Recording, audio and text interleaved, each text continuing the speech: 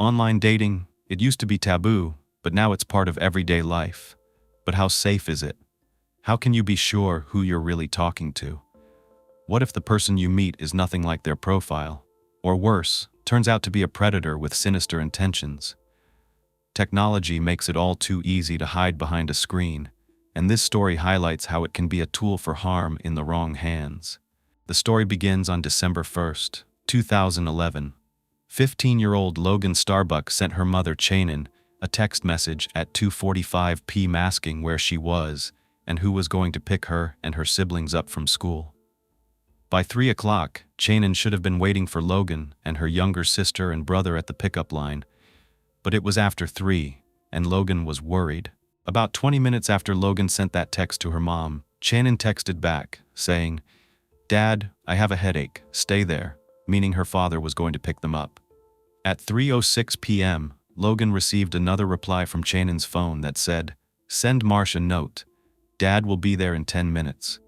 Marsh is actually a nickname that Channon used for her 10-year-old son, Marshall. However, Channon's husband, Clay Starbuck, also failed to make it to school to pick up the kids. So Logan texted her mother twice more, and these text messages went unanswered. Eventually, Logan contacted her 21-year-old brother, Austin, who worked at a local glazing company, and she asked him to pick them up because none of the children had a spare key to their mother's home. Austin took them to their father Clay's house. Austin did think it was odd that he couldn't reach his mom either. Austin Starbuck, like I said, dropped off his younger siblings at their father Clay's house in Deer Park, which was only about half a mile away from Channon's home.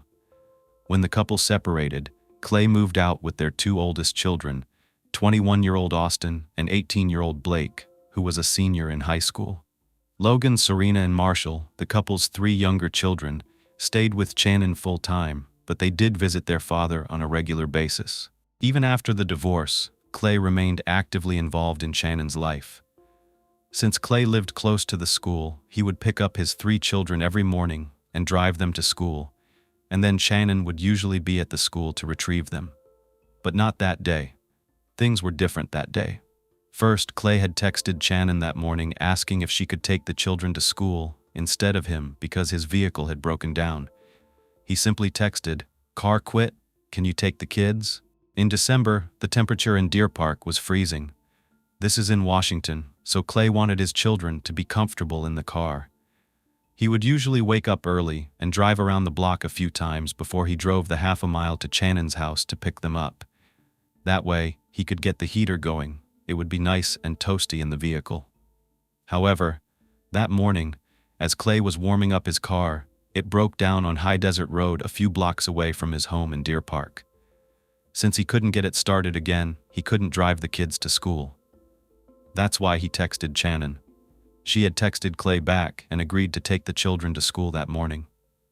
She replied to him with just one letter, K, and she dropped the kids off at school before heading back home. Later, when his oldest son Austin returned home with his younger children, Clay asked, "Where is Channon?" The younger children explained how their mom never showed up to get them.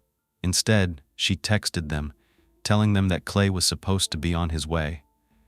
After he didn't show up, they called Austin. When Clay checked his phone at 3:37 p.m., he found out that he hadn't turned it on since earlier that morning. Channon had texted Clay at 3:17 and said, "I just got up. Can you get the kids?" But Clay didn't see this text. The fact that his ex-wife didn't show up to pick up the children didn't really bother Clay because these things happen. Plus, he expected to see her that night at Blake's high school for a basketball game. Clay just assumed he would find out what happened when they were at the high school. At 5:45 p.m. of that same evening, Clay texted Channon to say he and the kids were headed to the game at Deer Park High School, telling her, "If you feel better, call me, and I'll meet you at the booth so you don't have to pay." But that was the next thing that wasn't normal. Although Channon was supposed to show up at her son's basketball game, she never did, nor did she contact the kids or Clay to say why. Now, a bit concerned, Clay sent a few more texts to Channon, asking her to get in touch with him when she could. Following the game, Clay had still not received a text or a call back, so he and the children drove over to Channon's house. But when they tried to get inside, The door was locked, and no one answered. They walked around the house, but they didn't see Channon inside or anywhere around the home. It was just dark, so they headed back to Clay's house. The thing is, the three youngest children didn't live at Clay's. They didn't have their everyday necessities. They'd always bring them over from their mom's house, and she still hadn't answered. So by that night, Clay figured he would just keep the kids until further notice. But because the kids did not have any fresh, clean school clothes, they did not go to school the next day.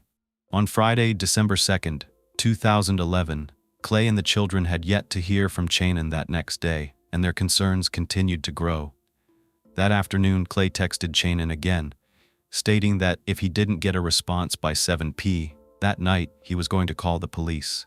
Meanwhile, Channon's mom, Melanie, lived back in Florida.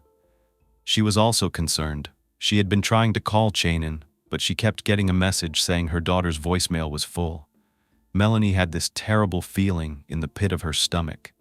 She felt like something had happened to her daughter. When she checked with Channon's siblings, Stephen and Amy, they hadn't heard from her either. So at 5 p.m., Melanie called law enforcement to request a welfare check on Channon. That evening, 2 deputies showed up, Jeff Shover and Dan Dutton. They got to Channon's around 6:15 p.m. The door was still locked and no lights were on. There was a package that had been delivered that day, and it was still sitting by the front door. When the officers knocked on Channon's front door and walked the exterior, no one answered, and they didn't see anything that seemed suspicious. After looking into a few windows, the officers decided that nothing unusual was going on. Since this was simply a welfare check and there were no signs of a disturbance, the deputies didn't have enough information to do things like apply for a warrant to go into the property. So after about 10 minutes, they left. When 7 p.m. rolled around on December 2nd and Clay still hadn't heard from his ex-wife, he called the police and also requested a welfare check on Channon. Around the same time, those 2 officers who had just left Channon's actually went to Clay's to see what he could tell them. He told them he was already on the phone with the police. Clay said he had no idea where Channon was, and he showed the deputies his phone and his text messages. The officers told Clay that they checked all the doors and the windows, and they saw no signs of foul play. So where was Channon, and why wasn't she answering? I wanted you to get some context as to what was going on that alerted people close to her that something may have been wrong. But I do want to backtrack and tell you all about Channon and what led up to this winter day in 2011. To understand the full story, I have to take you back in time. Channon Denise Conway was born on April 19, 1969 in the city of Anderson, Indiana. Channon was one of 3 children to her parents, Lawrence and Melanie. Along with her brother James and Stephen, Channon grew up in the Church of Jesus Christ of Latter-day Saints, which for brevity we're going to refer to as the church in today's story. Channon was an active member of the church, and her deep faith guided her throughout her entire life. At some point during Channon's childhood, her parents decided to end their marriage. It appears that James stayed in Indiana with their dad, but Melanie moved with Channon and Stephen to Florida. Channon's mother remarried to a man named Charles Borza around 1975. From what I could gather, it seems like Charles already had 6 children of his own, which truly expanded their family. Then Charles and Melanie had a little girl named Amy. Channon and her brother Stephen were very close. They were like best friends, and she always invited him along with her. Being maternal came naturally to Channon. She loved babysitting for her neighbors, and she was also artistically gifted from a very young age. She was well known for her award-winning talent and passion for drawing. Channon attended Lake Mary High School in the city of Lake Mary in the greater Orlando metropolitan area, located in Seminole County. Channon was a loyal friend with a compassionate, kind, nurturing, and gentle disposition.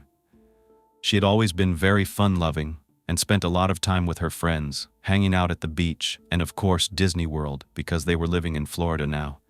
Channon was a very busy student. She was involved in the school band, the Future Business Leaders of America, and was the historian for her high school's Tri-High Y Club. After graduating in 1987, She attended Florida State University in Tallahassee and then Seminole Community College, where she won a scholarship and obtained an associate's degree in art therapy. Channon wasn't the kind of person who wanted to be the center of attention. She was very soft-spoken and quiet. She had a gentle manner about her and was perfectly happy just being in the background, listening and observing social interactions. But she was also known for her quick wit, brilliant smile, and her laugh. People felt very comfortable around her. She made you feel at ease. Throughout her life, Channon had been an active member of her church. In 1989, when she was 20 years old, she met 24-year-old Clay Starbuck at a church dance while he was on vacation visiting South Florida. Clay Dwayne Starbuck was born on September 1, 1964. He grew up with his sister Kathy and parents Larry and Betty in Oregon before the family moved to Alaska, where Larry took up a job in law enforcement. Clay graduated high school in 1982 and then went on to study at a diesel and automotive school in Denver, Colorado. Around 1986, he returned to Alaska, where he began working on the Trans-Alaska oil pipeline. When Channon met Clay, he already had 2 children, a son and a daughter, Jesse and Drew, from a previous marriage of about 5 years.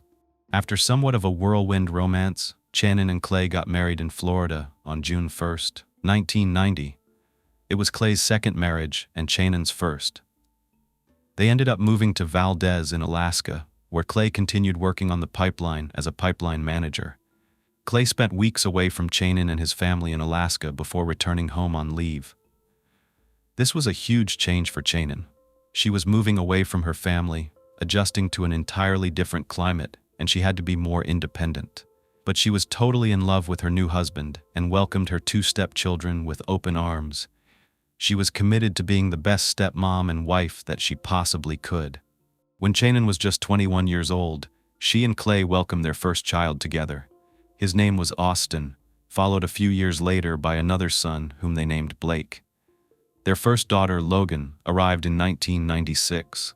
Logan was diagnosed with being on the autism spectrum and had special needs, but Channon took all of this in stride. Understandably, she was always protective of her daughter.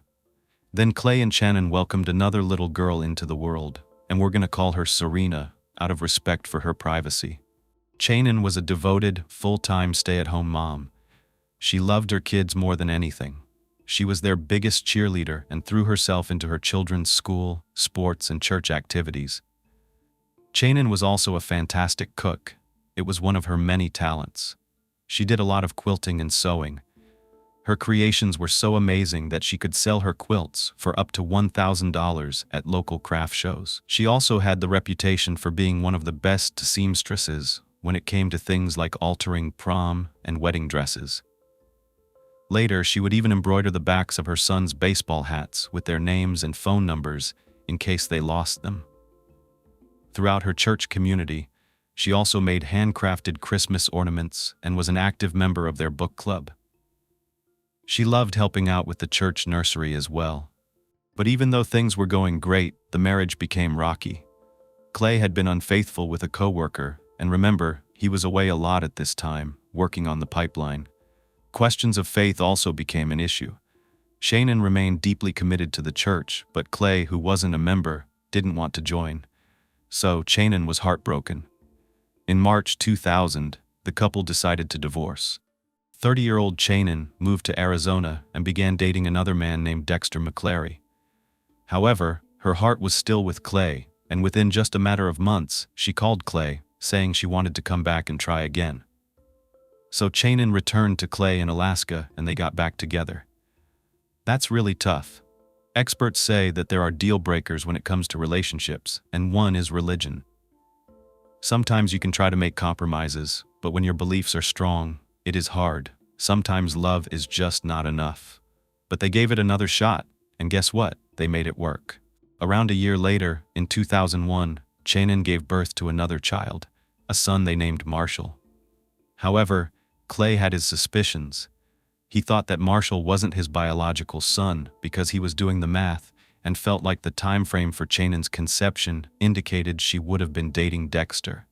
But nevertheless, Clay treated Marshall with the same love and affection that he did with all his other children.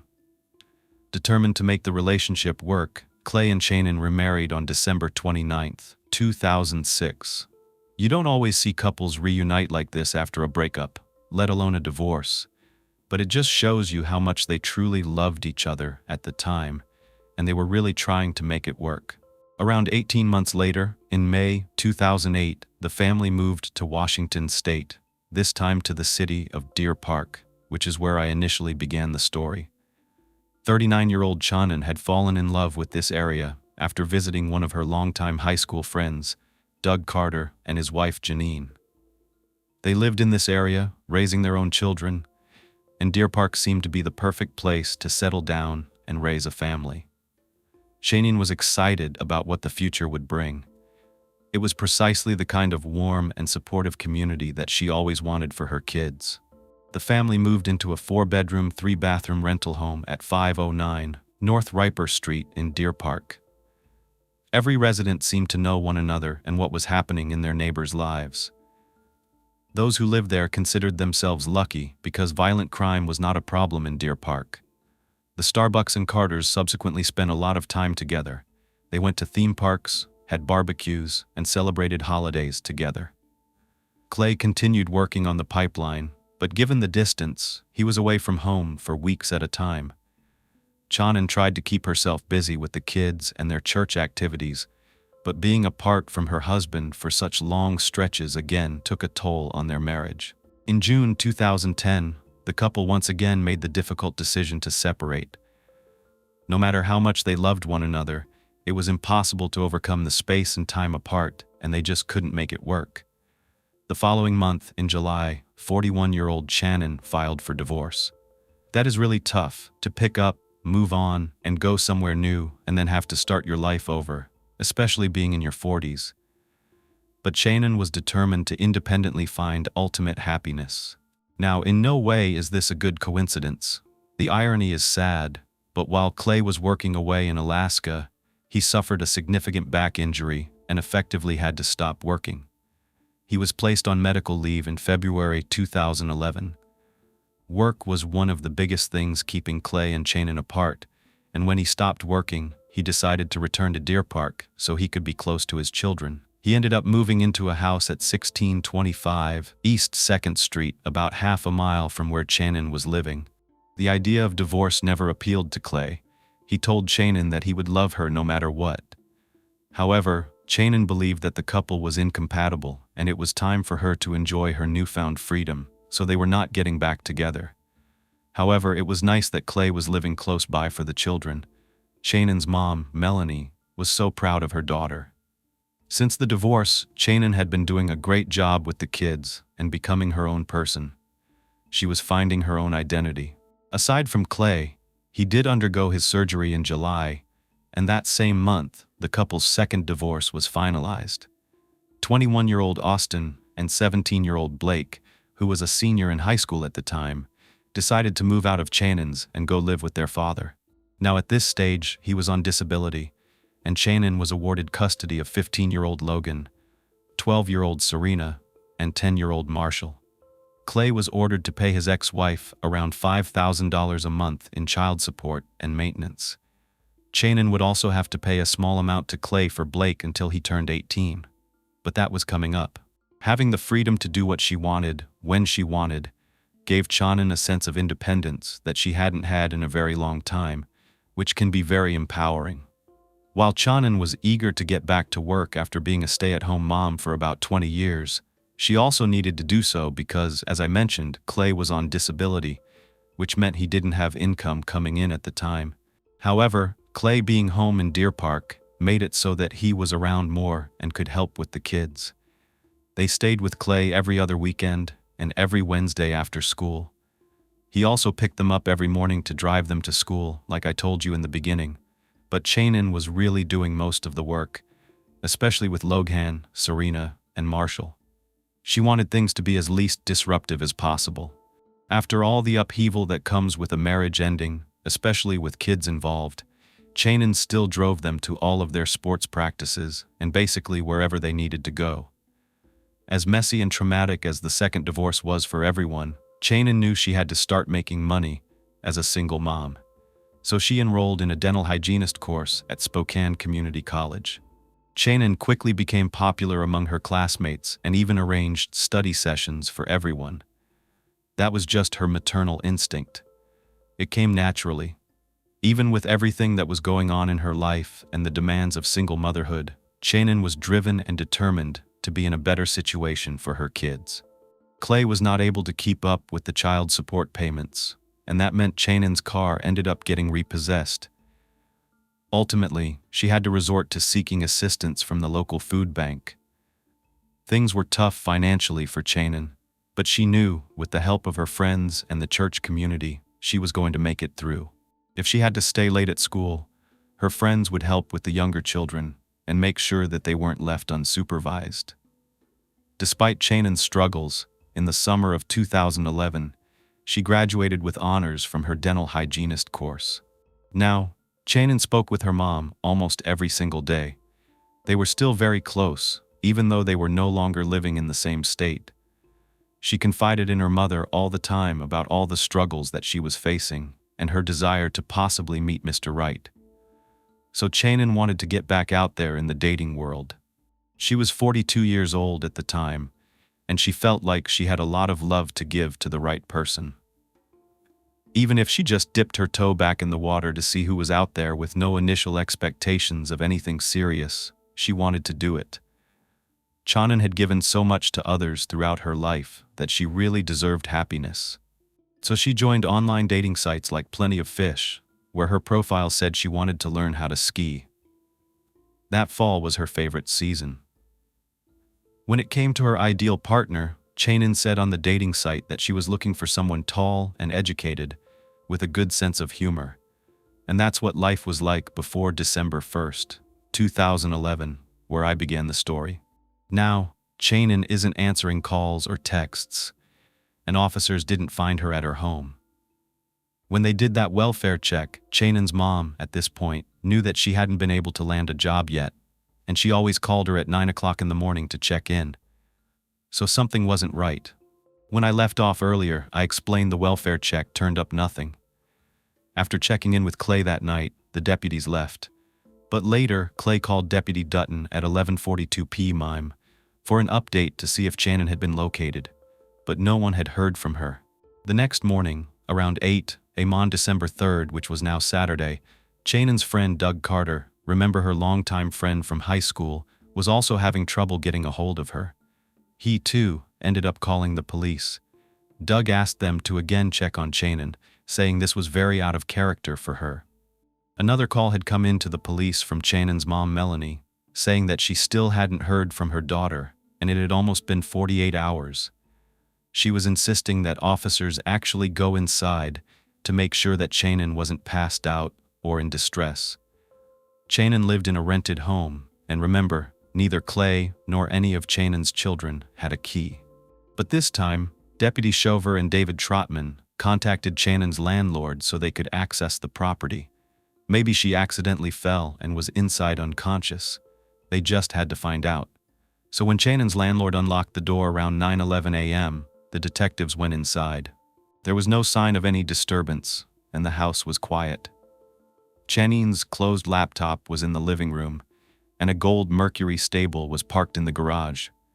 Nothing was knocked over. It didn't indicate that there was any kind of struggle, and the house wasn't ransacked in a robbery or anything.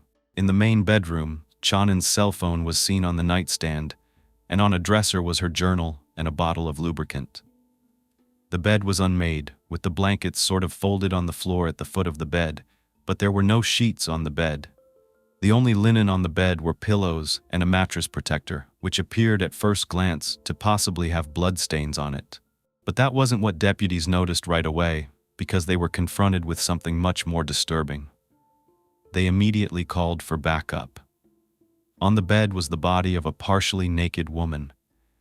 She was laying on her back, naked apart from an unbuttoned robe that covered her arms, but had been pulled up from behind her back and pulled open at the front, exposing her breasts.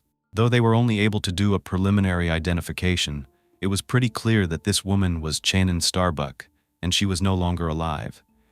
She had been brutally attacked. She was covered in bruises and had been badly beaten, possibly even tortured. Whoever had killed her hadn't left her in the position she had died in. Instead, they had posed her body in a sexually suggestive way. What I'm about to say is appalling, but sadly there's no other way I can explain it to you.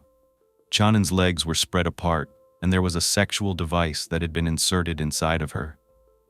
There was also an electric-powered massager that had been placed on her pubic area, with her hands on the massager and the cord threaded through her robe. Detective Mike Ricketts was informed of this shocking discovery and was appointed as the lead investigator. He was joined at the crime scene by Detective Mark Renz and Lyle Johnston, along with crime scene technicians. The investigators chose to focus their attention on the bedroom where Channon's body was found. While the bedsheets were missing, the blankets were folded onto the floor, and in the room was a gun safe that was open. On the shelf inside the safe were items like condoms and sex toys. But the thing is, they looked like they had been intentionally displayed. It wasn't the way somebody would normally keep these items. Aside from the severe bruising all over her body, there were no other signs of trauma evident. This meant investigators weren't immediately clear about her cause of death. They would have to wait for the autopsy. But it appeared that whoever had killed Channon had been led into her home. However, whoever had killed her seemed to be extremely angry and clearly wanted to degrade and humiliate her by posing her body in such an undignified way. So Johnston and Ricketts were disturbed by how this murderer had posed her, and it was their assumption that it was to humiliate her after death. But the technicians had to begin taking in the evidence. They took latent prints and also potential sources of DNA evidence. In terms of prioritizing what evidence was seized to be analyzed, officers worked in a circle. They started with Channon's body, and then they moved outward. Crime scene technicians took more than 100 pictures of this home. They gathered 12 latent fingerprints from the massager box, the bathroom mirror, the sink, the faucet handle, and a notebook. They also got latent prints from the top of the dryer door, and the interior of the front door. In one of the bathrooms that the kids used, there was a handprint on the bathroom wall. There were also some items that appeared to have blood on them, and they were swabbed. So was the bathroom drain, as well as the keyboards and mousepads for Channon's computer. They seized all of the sex toys, a fitted sheet, and a towel, both from the laundry room area, a washcloth, a blood-soaked mattress protector, and Channon's laptop and her cell phone. The detectives believed Channon had been killed in the main bedroom's attached bathroom, possibly after she got out of the shower. They thought the killer moved her onto the bed before cleaning the bathroom and putting the fitted sheet and towel into the washing machine. Around noon, Clay arrived at Channon's house to find out what was going on. When the police wouldn't tell Clay anything, he got mad. At this point, no one in Channon's life knew that she was dead, but it was obvious that something terrible had happened. When something like this happens, people in your neighborhood are going to know. There are going to be emergency vehicles outside. There might be a coroner's van, as well as things like yellow crime scene tape. This is when the investigators get their first clue into Channon's life. Clay told Detective Renz that his ex-wife was heavily involved in online dating and was seeing several men at the same time. He said that he had been concerned about Channon's safety, and while showing his phone, Clay explained that he had an 8-minute phone call with Deputy Dutton the day before, where he was explaining how concerned he was that he hadn't heard from Channon. Clay was told that he needed to go to the sheriff's substation in Dare Park, where he could give them more information. It was there that Detective Jim Dressback from the Major Crimes Unit met with him, and Clay told Detective Dressback the same thing he had just told Renz. He gave him a full rundown of the couple's relationship history, their divorce, and everything he knew. Now, mostly from hearing things from his kids, Clay said he really only communicated with Channon via text message, and that they got along fine. He provided the names of all the sites that he knew about that she was using for online dating. He said that the last time he saw her was about 5 or 6 days earlier at a parent-teacher conference for Marshall. At this point, considering that the Major Crimes Unit was involved, Clay knew the news about Channon couldn't be good. He point-blank asked them, "Has she been murdered?" At this point, Detective Dressback did think it was odd that no one had told Clay what happened to Channon. When the detective broke the news that Channon had been murdered, Clay was overcome with grief. He buckled at the knees and collapsed to the floor. At one point, the detective overheard Clay actually vomiting in the restroom.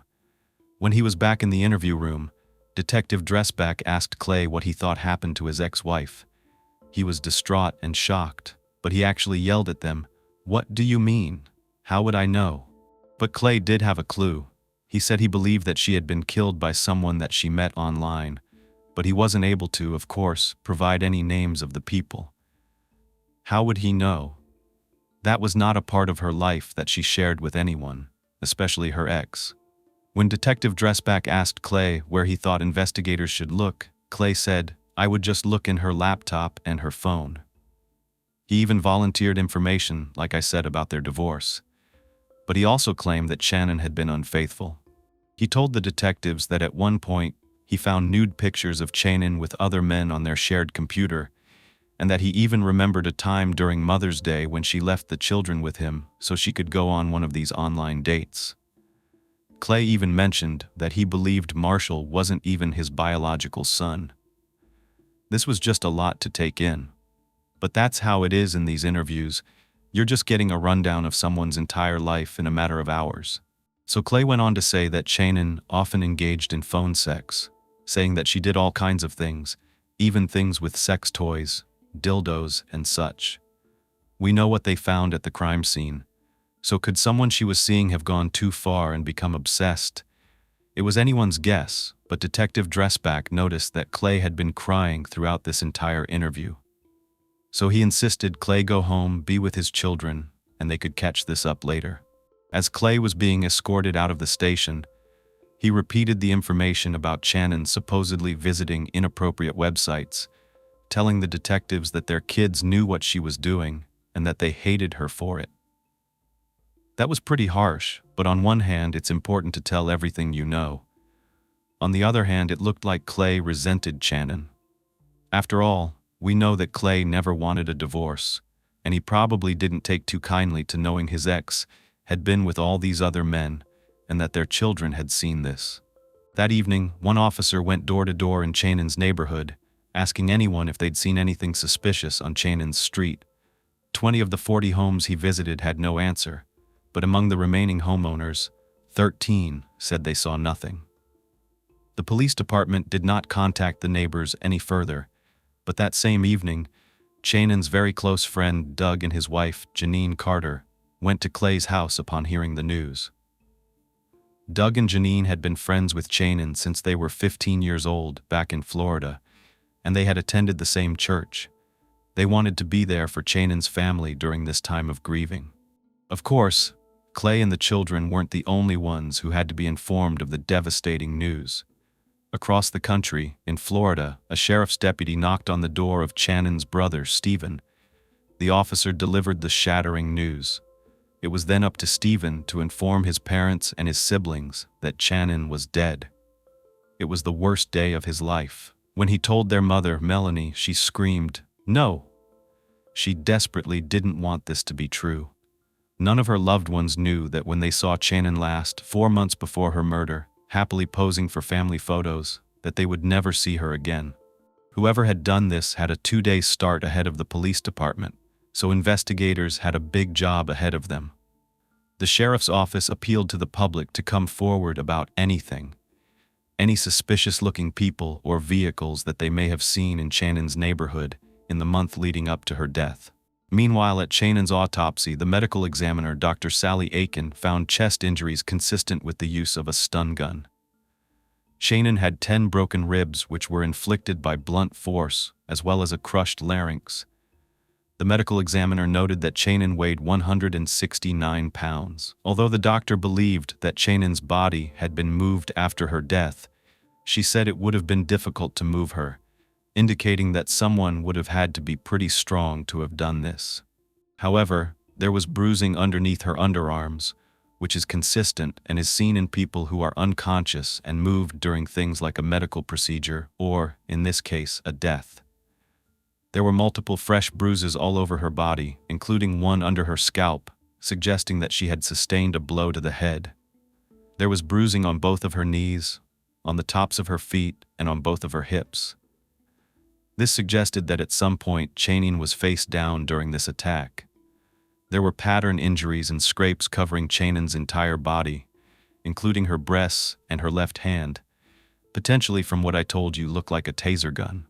Some of the injuries suggested that she had been dragged along a surface, and at one point, she may have been stomped on by a shoe. This is just unbelievable what this woman had to go through. Hairs were also present on Channon's body that didn't appear to belong to her.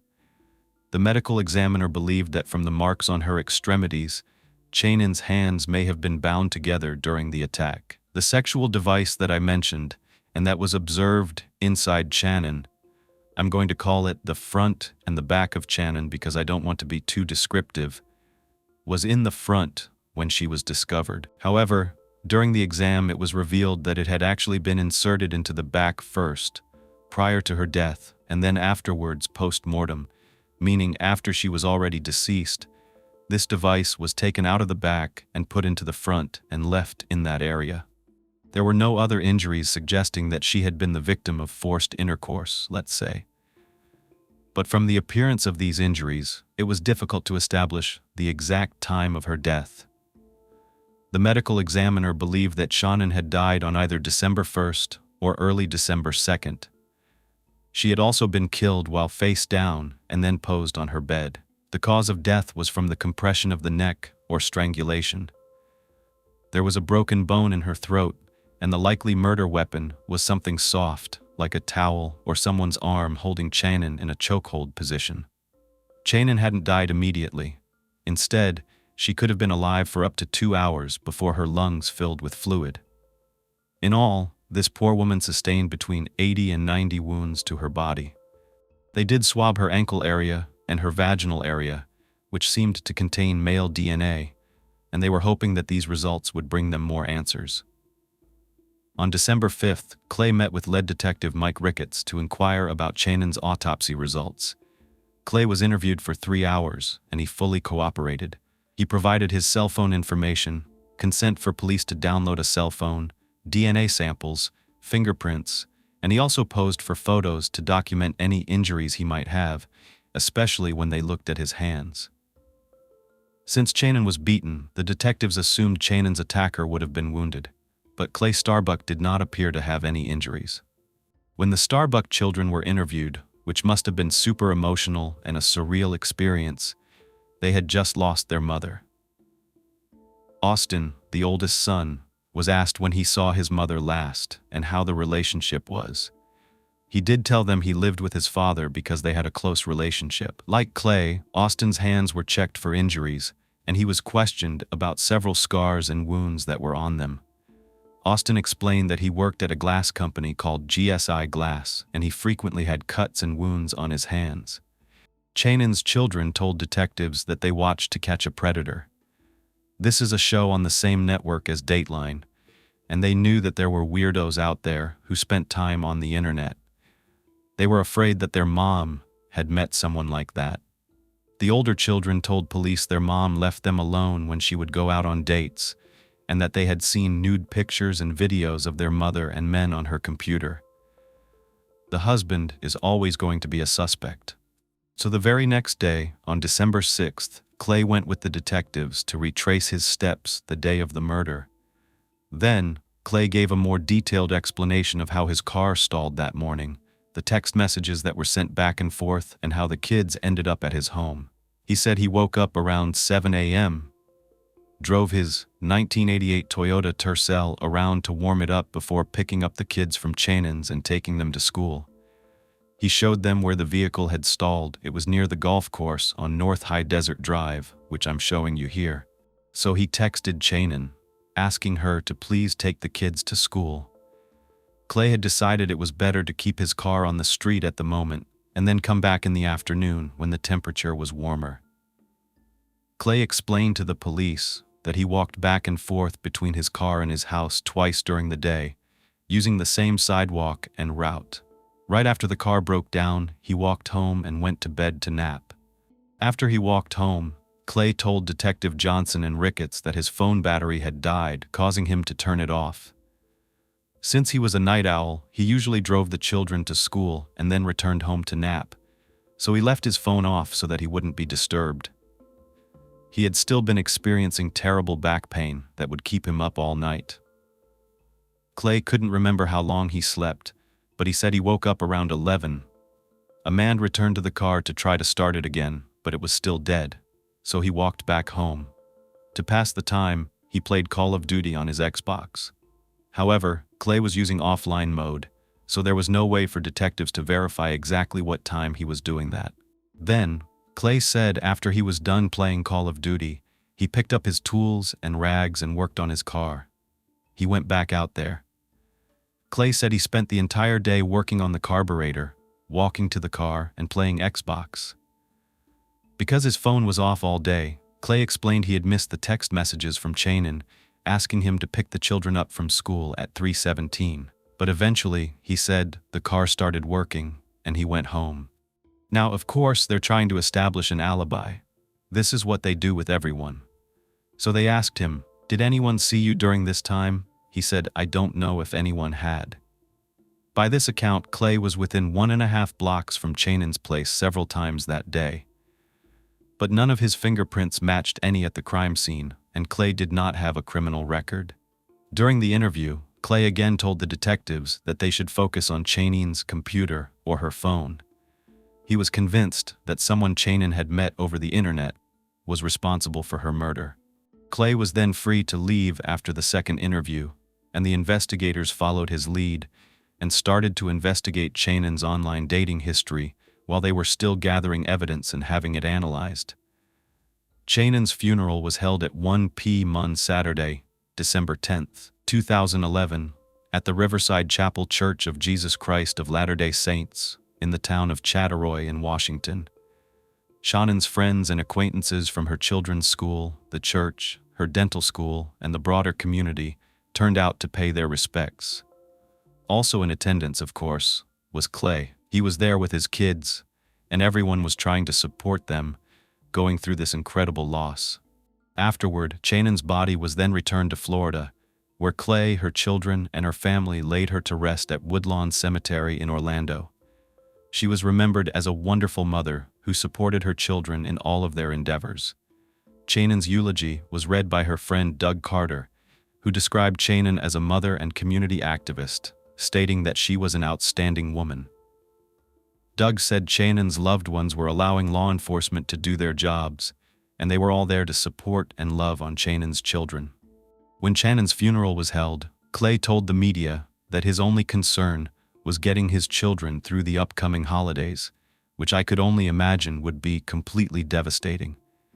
I'm sure there were constant reminders of Channon everywhere. So, let me go back to the days right after Channon's murder. I want to tell you everything they found.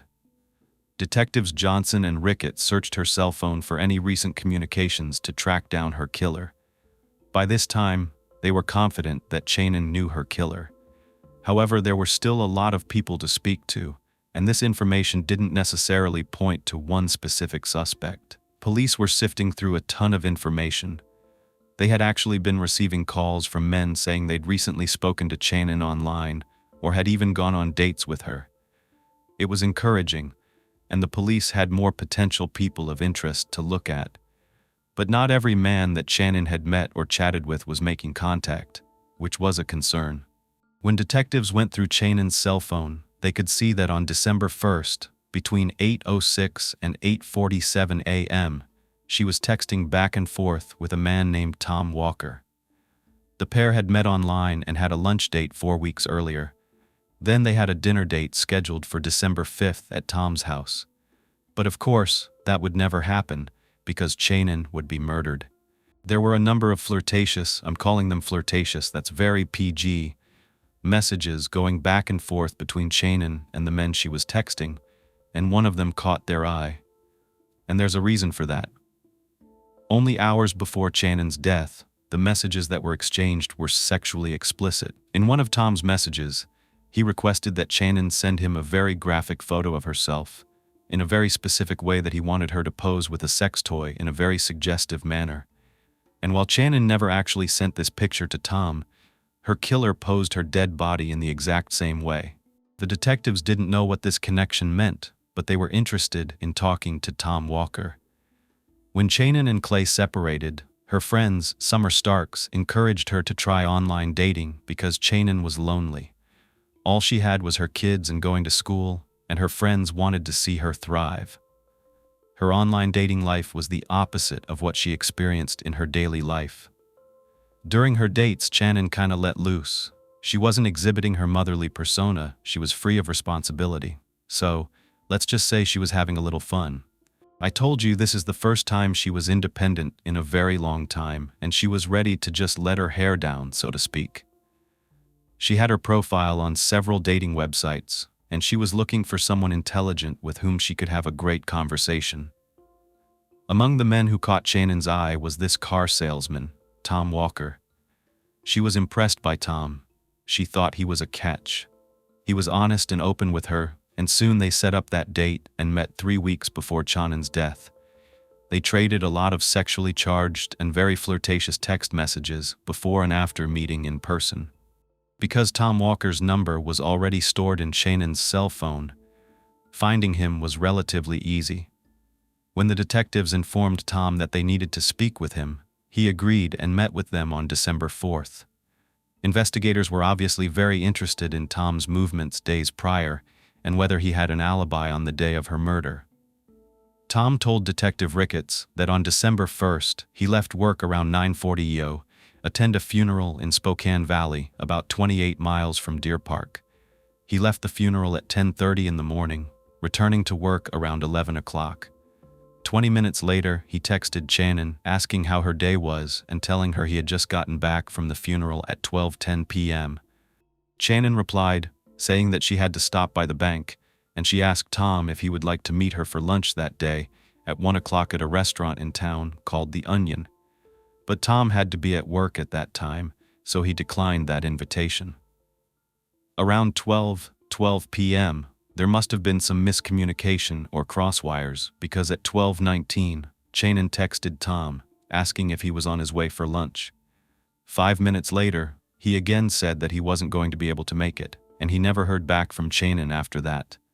But what if Tom had come to Channon's after this, and maybe they got into an argument that resulted in Tom killing her? Well, despite sending Channon the text asking her to pose in a certain way, Tom denied involvement in her brutal murder. He explained that he had been exchanging text messages like this back and forth with her for weeks. He did say that the fact that Channon asked him to go to lunch, considering they already had a date set for December 5th, was odd, especially because Channon knew that Tom had to work that day. As part of their investigation, detectives collected DNA samples from Tom Walker, checked his cell phone records, and called his boss to confirm his alibi. Everything was confirmed. Tom Walker's phone records did not place him near Channon's house on the day of her murder. Therefore, until the DNA could be analyzed and compared to the scene, detectives had to look at other leads. Again, they didn't know exactly what time Channon died, so no one could be excluded as a suspect. During their investigation into Channon's life, the detectives discovered several messages and calls from a man on December 1st, who was listed in her phone as John Wilson. Investigators initially had a very difficult time identifying who this John person was. To begin with, his Facebook profile was not him. He was definitely catfishing. It belonged to a doctor in New York City. When they did a reverse image search, they saw that this doctor had a practice in New York. So someone was using his picture and talking to Channon on Instant Messenger and even on Yahoo under an account called Just Wondering 006 hours, 120 minutes, and 220 seconds. He used the username Just Wondering 06 on his dating profiles, so already that's a little suspicious. Based on Channon's message exchanges with John Wilson, the detectives were able to see that the two were planning to meet on Thursday, December 1st. That's the last day anyone had heard from Channon. So detectives were definitely intrigued when they discovered that John was supposed to meet with her on the day she died. They immediately tried to track him down for questioning. Channon had met this John Wilson person on a dating site a few months before she was murdered, back in September 2011. The two soon began a sexual relationship. When they first began dating, John made it clear that he wasn't looking for anything serious, and Channon was fine with that. She was fresh out of a long-term relationship that had been kind of tumultuous, and she was ready to have some fun. Upon looking through Channon's phone records, the detective discovered that John Wilson always called Channon from a public payphone. In addition to that, he would use a library computer every time he messaged her on the dating profile. So this was definitely another red flag that he was reaching out to Channon through untraceable numbers and computers. Detectives decided to message John from Channon's dating profile. Instead of pretending they were her or anything, they just told John that they were detectives from the Spokane County Sheriff's Department and they needed to question him about Channon Starbuck. Within 20 minutes, a message came in from Just Wondering 06 username. First, he told the detectives that John Wilson was not his name, but he didn't want to disclose his true identity. Because of his behavior, the detectives were even more suspicious of this man, and they needed to know who he was to investigate his involvement in Channon's murder. So what they did was take one of those incoming calls from Channon's phone and traced it back to a payphone at a university library. On the library's CCTV, they saw a man entering the building not long before this call was placed. That was their John. But why was he hiding behind a fake picture online and a fake name? To make things even more difficult, John had gotten a lawyer as soon as he heard about Channon's murder, and he wasn't talking. He refused to meet with officers until they threatened to go public with his photo from the CCTV footage. They said, "Well, just wait until someone comes forward who recognizes you." After some consideration, this man agreed to meet with the detectives at his attorney's office on December 17th. Sure enough, the guy who came in looked nothing like the profile picture. But we already knew that. However, his name was really John. It was just not John Wilson. It was John Kenline. They also learned that he was a high school teacher, and he was married, but he was lying to Channon and saying he was single. This is also why he didn't want to come forward, because he was cheating on his wife. John told police that he had been intimate with Channon about a half a dozen times, including twice at her home, but that he had no intention of making their relationship public or dating her seriously. It was clear that John had catfished Channon, and honestly, it was not clear to the investigators why she remained in a relationship with him. Channon's family suspected that this was because she always was so accepting of people and she would see the good qualities in them. But John Kenline had more concerning information to share with the police. He told them that he had stopped by Channon's house on the day that she was last seen. Not only did John stop by Channon's house once, but he visited her several times on December 1st. Now that's even more suspicious. And why hadn't he come forward? I mean, I understand the infidelity and the hiding of your identity, but if you find out that someone has been murdered and you don't come forward, that can definitely raise some red flags. John explained that he and Channon had plans to meet the morning of December 1st. He arranged to actually take the day off work after leaving his house around 9 a.m. John took his kids to school, bought some coffee at Starbucks in North Spokane, and then drove to Deer Park, arriving at Channon's house at 10:30 a.m. He told the police he knocked on the door a few times, but when no one answered, he went to a payphone nearby where he tried calling Channon. So John told them he returned to Channon's a second time. He walked the perimeter of her house, and he knew where her bedroom window was. So he went into the backyard and checked for things like lights and if a fan was running in the bathroom, but she was nowhere to be seen, and the house was completely closed up with the blinds drawn. John said he left, drove to Deer Park Library, and then headed back home, but he did stop at Whitworth University.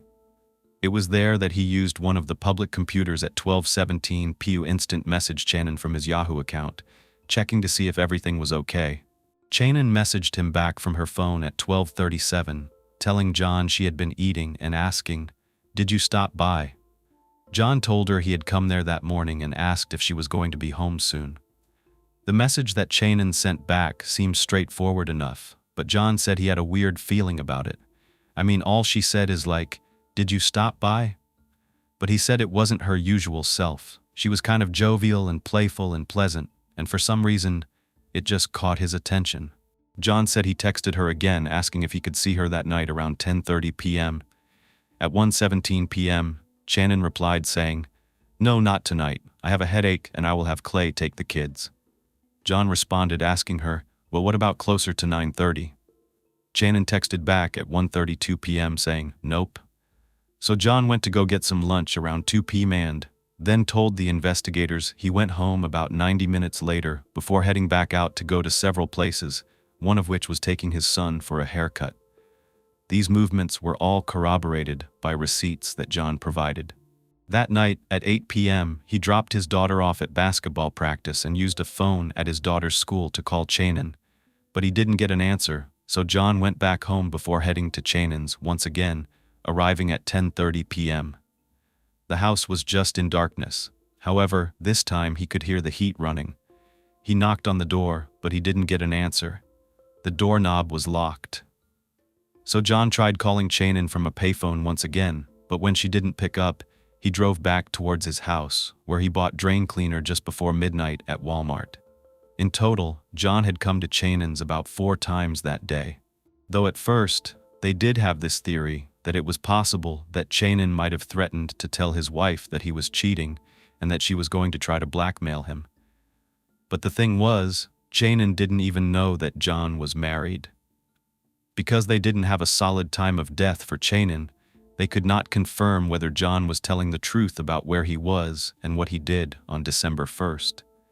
At that moment, the detectives considered John the most promising suspect. Ironically, his alibi for that morning was that he was ordering a coffee at Starbucks. I'm sure you see the irony there.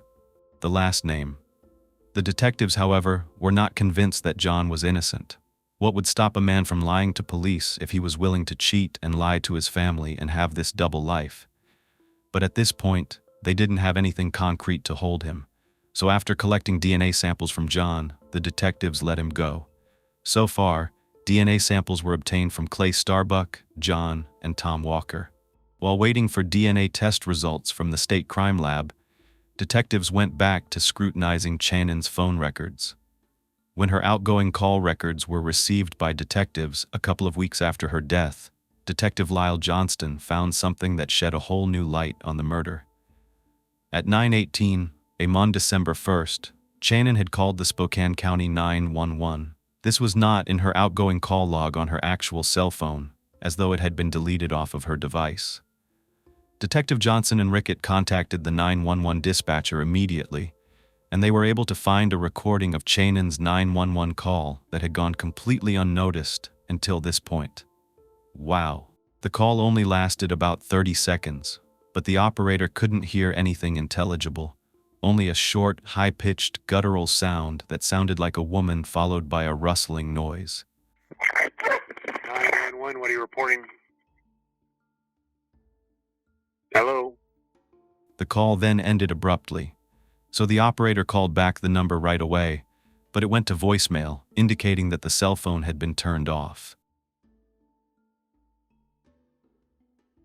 Hi, this is Shannon. Please leave a message. However, according to GPS, the phone was at Channon's residence when this 911 call was made.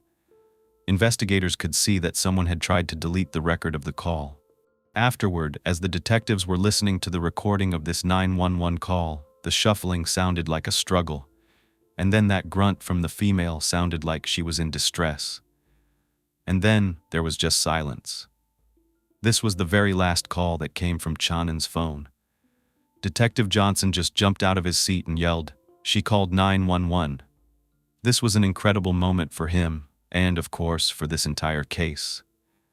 Since Channon was murdered, the detectives were working on the assumption that she died within 24 hours. They didn't know the precise time that she had been murdered, only that it happened between December 1st and December 2nd. However, the fact that Channon called 911 gave them a better idea of when she died. In light of this new evidence, the detectives determined that Channon had been murdered shortly after returning home from dropping her children off at school around 9:18 a.m. when that phone call was made. So this meant then, any other activity from her phone after this couldn't have been Channon. Her killer must have sent text messages to deceive people into believing that she was still alive. With this new 911 information, it was clear that Channon couldn't have been the one texting Logan and Clay later that afternoon from her cell phone, because she was dead. The detectives had a new potential time of death for her, and whoever had Channon's cell phone must have been familiar with her and her family, because, remember, she used a family nickname for her son, Marshall. She called him Marsh. Someone turned Channon's cell phone back on at 12:05 p.m., and from that time until 4 p.m. that day, 11 text messages were sent from her phone, and she received 99 messages. The last text from her phone was sent at 3:17 p.m. when she asked Clay to go pick up the kids from school because she had a headache. That wasn't her texting. What this meant was that the text message to Tom Walker, remember him? Inviting him over to meet that day meant that it came from the killer. Some of the text messages between Tom's and Channon's cell phones were deleted from Channon's phone, but they remained in Tom's message history. Remember, Tom even said it was odd that Channon wanted to meet because they had a date planned for a few days later. But I know you're probably also wondering if there was something else that should have happened in terms of the 911 operator. Why didn't they take further action? Why didn't they send police over there? But I did explain that they tried to call Channon back. Protocol dictated that the next step after the operator called back but got no response was to call again a second time. At that point, if no one answered, they were supposed to forward this to the sheriff's dispatch for a follow-up. Tragically, this did not happen because only one callback was ever made. In this case, inexperience couldn't be blamed because the person who took that 911 call had been working as an operator for 17 years. They should have known. The communications center classified hang-up calls as either a Phase 1 or a Phase 2. Phase 1 calls give the operator the caller's number and the nearest cell tower. Phase 2 gives the number plus the coordinates of GPS at the time of the call. Channon's call was a Phase 2. They would have known exactly where this call was coming from, and this meant that officers could have been sent over there right away. However, what is interesting is that there was a follow-up news story about this, and the 911 Communication Center's policy was quoted, saying that even if an operator calls a hang-up back twice and no one picks up, law enforcement doesn't have to respond. It's almost like a case-by-case scenario. The reason for this is that they received dozens of hang-up calls every hour, meaning that they would have to send an officer all over the place, which would be pretty hard to do. The communications center concluded that the breach of protocol was an isolated incident and that the operator would not be fired because other than this, they had an exemplary record. However, in light of what happened in Channon's case, the communications center decided to have a refresher course on hang-up calls. But it doesn't help with what happened to Channon. It did help with a timeline. After establishing Channon's time of death, Detective Johnson and Rickett re-examined John Canline's alibi. While Tom Walker's alibi had been confirmed by his boss and the guests at the funeral he attended, John still had to be verified. The police went into that Starbucks where John said that he ordered his coffee on December 1st.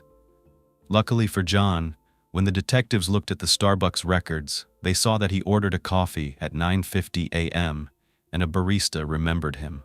There was not enough time for John to kill Channon, stage the scene, and then drive all the way from Deer Park to that Starbucks and be there at 9:50 a.m.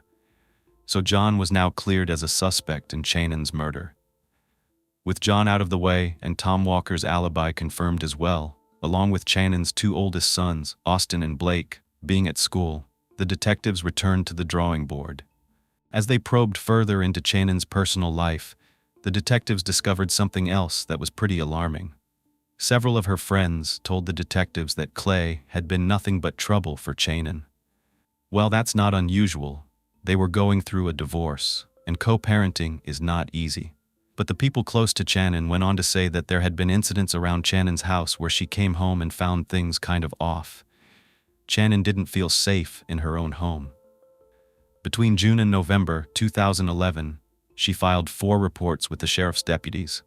One time, Channon came home and saw that her lamps had been tampered with. Some of the light bulbs were unscrewed in places like her garage, and her barbecue was tipped over on her porch.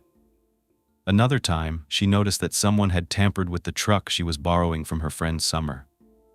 Summer was shocked when she learned that Channon had been struggling financially and had almost been evicted, had her electricity turned off, and her car repossessed. So Summer allowed Channon to borrow her truck for shopping and taking the kids places. However, a few days after Channon borrowed the truck, she had to apologize profusely to Summer, sounding heartbroken. Channon told Summer that she had been outside and saw that the windows of Summer's truck were smashed. Channon also thought someone was stealing things like jewelry and even a handgun. She was so paranoid that while she was away, she would put tape on the doors to check if they were still there when she got home. Wanting to keep herself and her kids as safe as she could, Channon ended up changing the locks and installed a video surveillance camera in the kitchen to catch whoever was breaking in. When she did change the locks, she didn't give her keys to anyone, including her children, because she wasn't sure who was doing it, and she suspected it could even be her ex-husband, Clay. She was so afraid that if it was Clay, he would get a key from their kids and make a copy. Only Channon's landlord had the key to this house. So on the day of the murder, the security cameras were missing from her home, and detectives speculated that whoever killed Channon may have taken these cameras. Detectives wanted to take a second look at Clay, since several items of evidence indicated that Clay and Channon's relationship had deteriorated further than anyone had known. The detectives obtained Channon's divorce filings, as well as her diary, to examine. First of all, the decree of dissolution of their marriage also included a restraining order against Clay that would remain in effect until August 2012, just a couple of months before Channon's murder. In October, the judge actually ordered Clay to pay her over $9,000 in back child support and attorney's fees. At the same court hearing, the judge entitled Channon to 50% of Clay's pension. There were a number of letters that were part of Channon and Clay's divorce records, and one letter from their 12-year-old daughter was in that filing. She said she was unhappy living with her mom and had a close relationship with her dad. She referred to the relationship with her father as, quote, the best relationship ever, end quote, that they were two peas in a pod, and she wanted to move in with Clay. In turn, there was a letter from Clay to the court claiming Channon was jealous of the relationship that he had with their children. But from all accounts, this wasn't true at all. Channon was completely devastated that her second attempt at trying to keep her family together by being with Clay again had failed. At the same time, she could feel her children were pulling away from her. Channon knew her ex-husband was saying terrible things to their children in an attempt to turn them against her, but she never responded in kind. Channon wanted her kids to have a relationship with their father, even if he was nasty and vindictive toward Channon herself. There was a diary entry from September 2011 where she wrote, quote, Marshall was upset after spending the day with his father. Marshall said his father showed him a couple of pictures from my phone.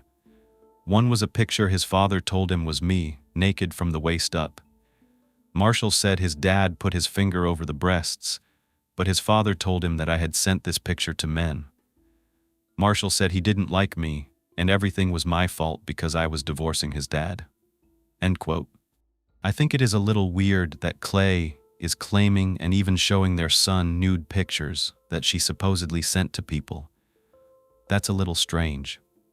Then there was a diary entry from September 5th, and it stated, quote, Marshall and Serena spent the weekend with Clay and came home not wanting to talk to me. Marshall acted as though something was wrong. I asked him if everything was all right, and he replied with, I don't like you. End quote. Based on Channon's diary entries, the detectives concluded that the separation was not as smooth as Clay described in his interviews. Clay had said that things were perfectly amicable between the pair, but it's clear that the seeds of resentment and parental alienation on his part were being sown, according to what Channon shared in her personal diary. But Clay insisted that he did everything he could to make things work. It's convenient that now Channon isn't around to tell her side of the story.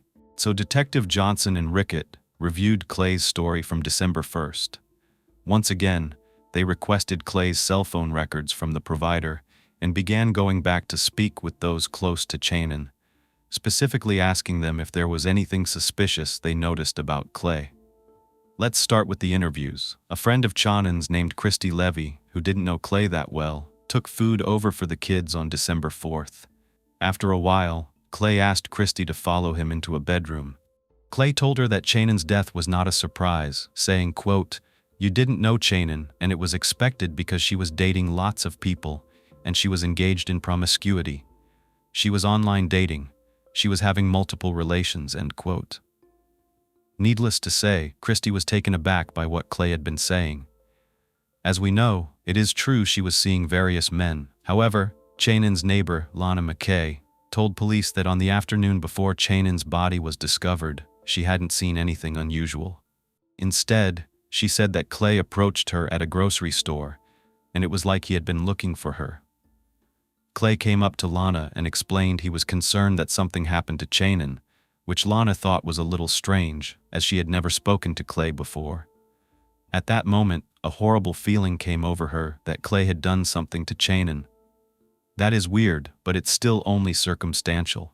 Then, 2 days later, on December 12th, at a school event, Clay again approached Channon's neighbor, Lana.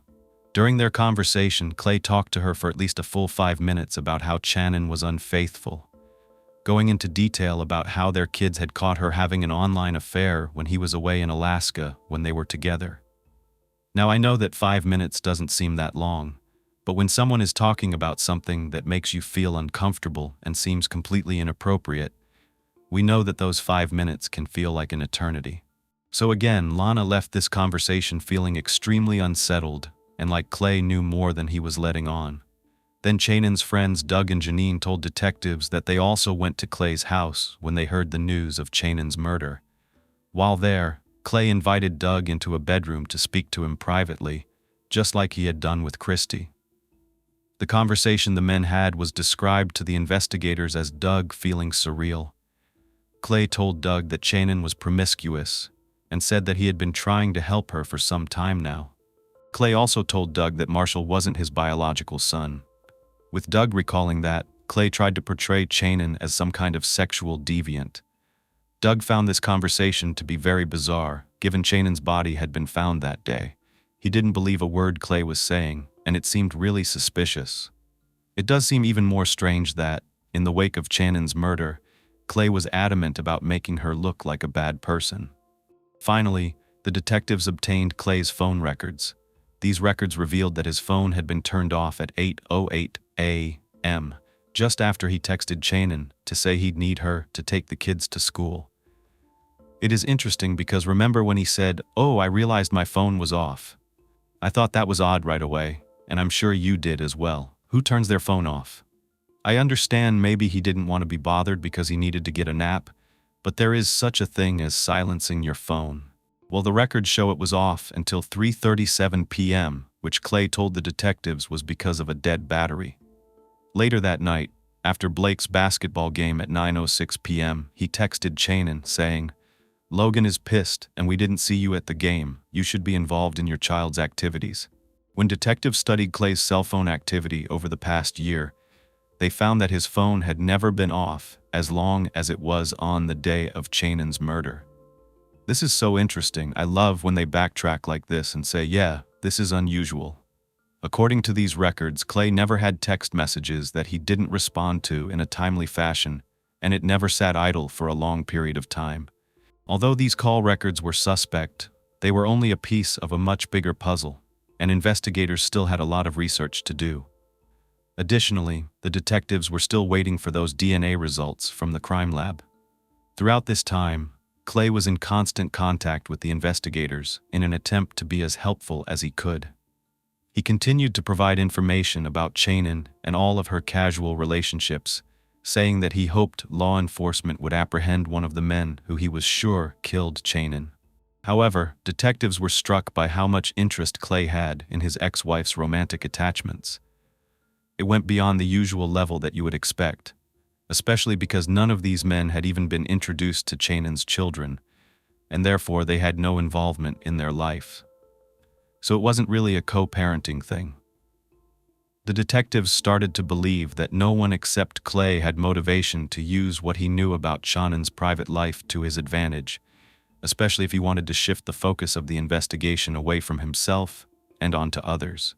When he showed up during the crime scene processing, it was like he was trying to get information from the police. Detective Renz already had suspicions from that point on that Clay was trying to throw off the investigation. Channon had also confided in her family back in Florida about her concerns. They were so far away, but Channon had considered packing up and moving the kids back to Florida for good. She didn't want to be selfish because she knew that her children would be unhappy being away from their friends and their community. So Channon's family tried to always be there by phone, providing counseling and support in any way they could. Channon's friends from school tried to offer her support as well because sometimes she would be brought to tears because of the things she was dealing with. One time, Channon confided in her school friends that Clay had sent her a very odd gift. It was a sex toy. He left it on the front porch in a gift bag. Channon came into class crying that day and told one of her friends the note that he left said something like, "If I can't have you, you can have this." Yeah, that is very odd. Summer Stark, Channon's friend, said in interviews that Channon confided in her that she was afraid for her safety around Clay. Summer reassured her that Clay would never hurt her. But now Summer was rethinking her feelings about Channon's ex-husband. Channon had repeatedly urged her mother that if anything were ever to happen to her, they should have Clay investigated. Well, now he was being thoroughly investigated. On Channon's cell phone records, police found threatening text messages from Clay from late August to mid-September. Things like, "Well, thank you, you stupid bitch. You gave me a 3-day notice on $5,000. We will need to talk on how to recover. You just keep jerking guys off, Channon, and you alienated 4 of your 5 kids. Let's talk." Another text said, "Instead of doing what's right and what the kids would like, you're more concerned with trying to screw me. But you hurt them, and they don't like you for it. They love being with and seeing me. Can't you see that you're a deadbeat mom? You have no concern for how money is made. You just take, and I give. I'm trying." These aren't very nice, but they were going through a divorce, and they're also not that out of the ordinary for people going through a contentious separation. But instead of just making efforts to repay Channon what she was owed, as per the court order, Clay would send these angry text messages to his ex-wife. At the same time, he would insist to the police that he didn't mind having to pay her. He wasn't bitter about the court's decision, but from what they could tell in the messages, he was pissed off about the custody arrangements. He was demanding to have more time with his younger children and how they were raised. So things were really far from amicable. Clay seemed obsessed with his ex-wife and her romantic life. Prior to the murder, Clay had used every opportunity he could to unnecessarily and maliciously spread information to multiple people in their community about Channon's private life, whether it was true or not. Back in April, he actually complained to their dentist and fellow church member about Channon dating lots of men online.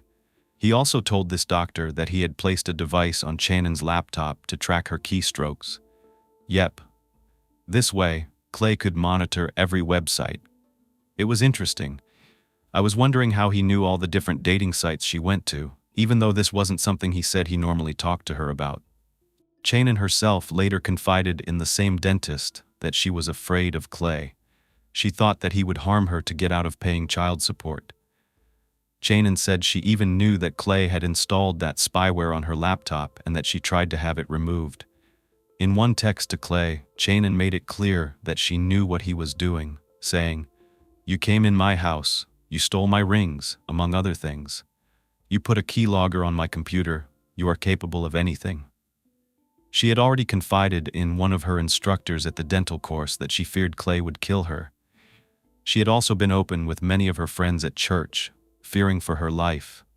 She didn't know what he was capable of. On November 21, Clay and Channon attended a parent-teacher conference for Marshall. Remember, he mentioned that was the last time he saw her when Channon headed off to a book fair.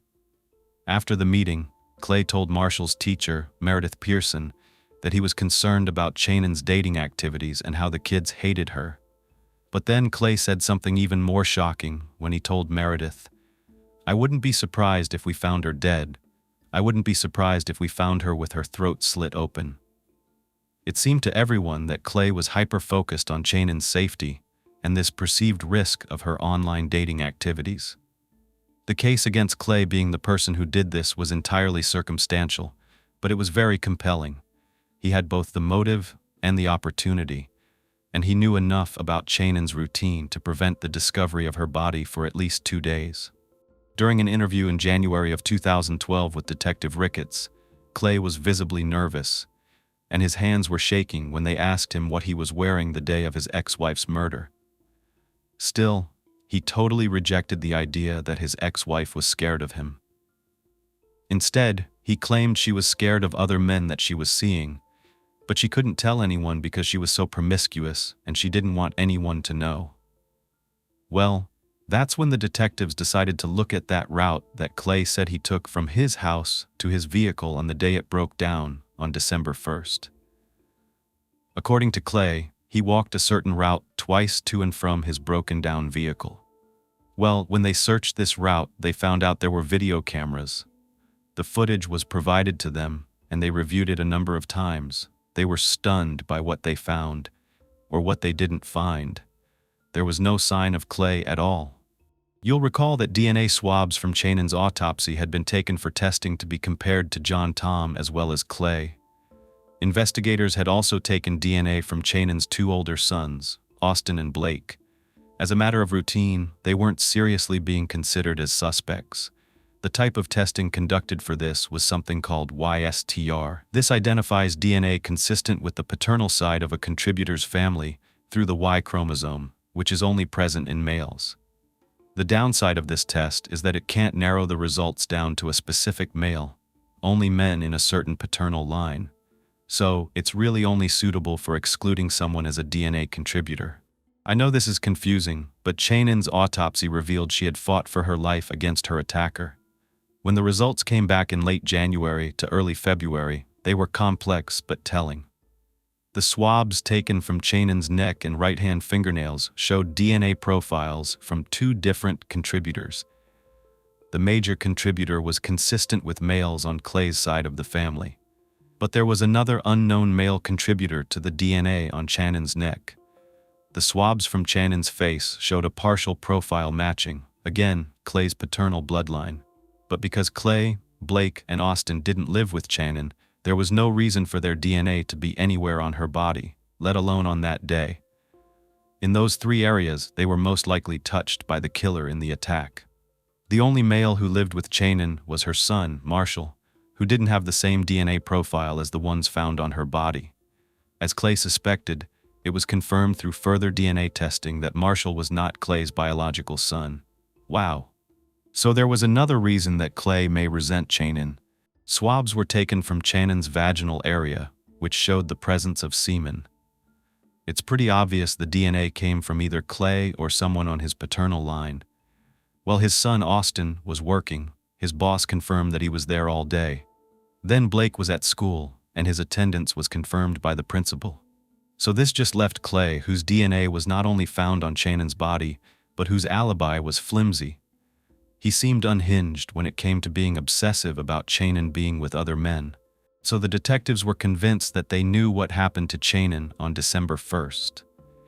They believe Clay texted her to ask her to take their 3 youngest children to school that morning. But they think that Clay lied about his car not working to get Channon out of her house. While Channon was out driving the kids to school, they believe that Clay somehow snuck into Channon's house and was lying in wait for her to arrive back home. When Channon returned from dropping the children off at school, the detectives think that Clay had attacked her. During this attack, Channon attempted to call for 911.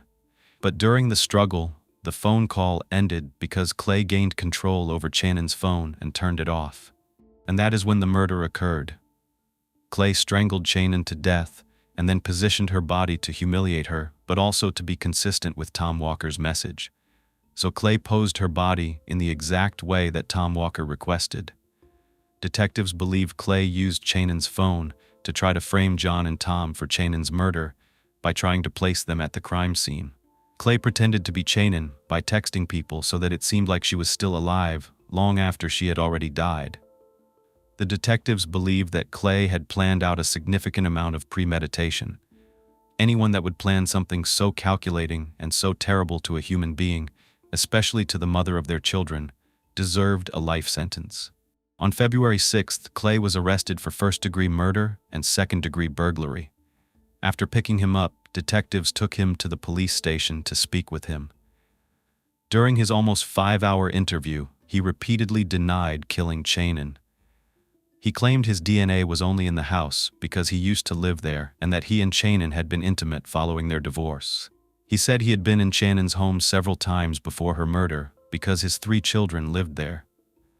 However, he had no explanation for how his genetic material had been found under Channon's fingernails and on her body the day she was found dead. In his first interview, Clay could not stop talking about Channon's sex life. But in this interview, Clay was silent when it came to that aspect of her life. He told detectives he didn't have any scratches or bruises, so how could Channon have scratched him? The detectives took photos of Clay and his hands on the day of the murder, and one of the detectives recalled that he saw a small wound on Clay's right hand and on his forehead. For some unknown reason, this was never noted. At Clay's first court appearance, the day following his arrest, he was appointed a public defender, and bail was set at $1 million. He was also barred from contacting his children, who were sent to stay with a family friend. When they executed a search warrant for Clay's house, detectives seized multiple items, including Channon's photo ID. That was found in Clay's locked walk-in closet, along with a computer hard drive that was labeled Channon's desktop computer. They also collected a notebook, handwritten notes, thumb drives, a woman's watch, 3 Xbox consoles, and documents in a backpack, including a number of divorce papers and printed emails between Channon and another man. However, they also noticed something else. Inside this closet was Channon's death certificate, and it wasn't just lying on the ground or shoved in a corner. To police, it looked like it was on display, propped up on a shelf, almost like how Channon's body had been propped up. It's just morbid. 2 days later, on February 9th, Clay was charged with 1 count of aggravated first-degree murder and 5 aggravating factors, including the murder being committed during the course of a burglary and in violation of Channon's protection order. He was additionally charged with 1 count of sexually violating human remains. At the time, a conviction for aggravated murder carried the penalty of life imprisonment or death. These days, the death penalty is no longer in effect in Washington state. In 2018, the Washington Supreme Court unanimously declared the death penalty unconstitutional, and in 2023, it was signed out of state law. But back in 2012, it was still in place, and the previous execution was only in 2010. Fortunately for Clay, if he were convicted, he wouldn't be sent to death row.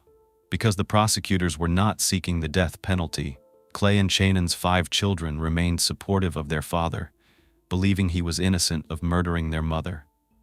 They described their father as loving, caring, and kind. In an interview, Clay and Channon's youngest son, Marshall, said, "Why would you kill your ex-wife that you still love and leave your 5 children parentless?" He wasn't really questioning his father, who's actually not even his biological father. He was making a hypothetical statement. Why would somebody do this? The children, seeing their father accused of such a horrific act, were baffled. The Starbuck children claimed their mother, Channon, wasn't always who she seemed. According to Channon's children, they knew that she slept with many different men. She was promiscuous. Channon's oldest son, Austin, even said that it was just part of who she was.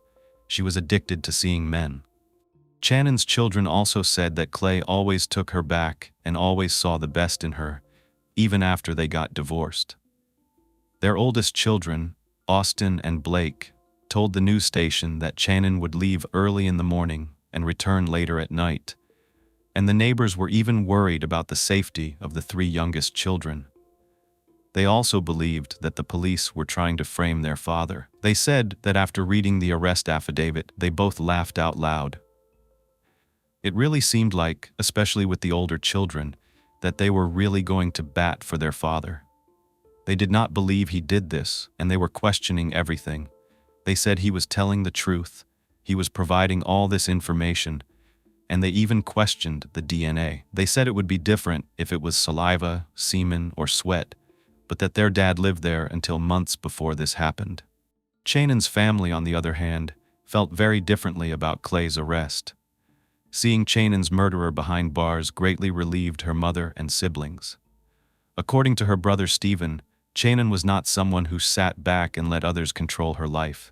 She was a fighter, and she fought until her last breath.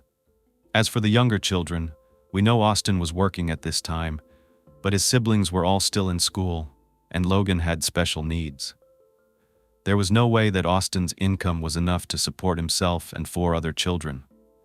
Sadly, because Channon wasn't working at the time, and Clay had been fired from his job soon after the arrest, this meant that the children wouldn't receive any death benefits. Friends of the family rallied around and held fundraisers to establish a trust fund for the children. Channon's brother Stephen and his wife Angela, who lived in Florida, did seek permission from the court to take custody of Logan, Serena, and Marshall. He wanted to protect Channon's younger children from the publicity of this case and the additional pain and anguish they would feel. However, Stephen ultimately withdrew his custody application because Austin was also seeking custody of his siblings. Austin wanted to keep his family together and be there for them as a big brother, and Austin was eventually appointed as the siblings' legal guardian. In late August 2012, while Clay was awaiting trial, his ex-wife, who we're going to call Candace for privacy reasons, contacted detectives to give them some background on her marriage to Clay. Her insights into his behavior revealed a lot about the kind of person Clay was. Even prior to marrying Channon, Candace was honest that she had no grudges against her ex-husband. They were high school sweethearts, but she'd moved on with her life since the divorce. However, during their marriage, things had not been good. They were quite rocky. Candace told the police that Clay had been unfaithful on multiple occasions and that she felt he had an addiction to adult material. Starts with a P, ends with ography, which he would leave all over their house. She also claimed that he was almost let go from his job for sending inappropriate pictures over the internet. And he'd even tried to hit on one of Candace's friends, who was completely creeped out and scared by the entire interaction. But when Candace confronted Clay about his infidelity, he was cold, and he wouldn't even engage in a conversation about it. He liked to play mind games and took advantage of the fact that Candace was socially isolated when they were living in Alaska.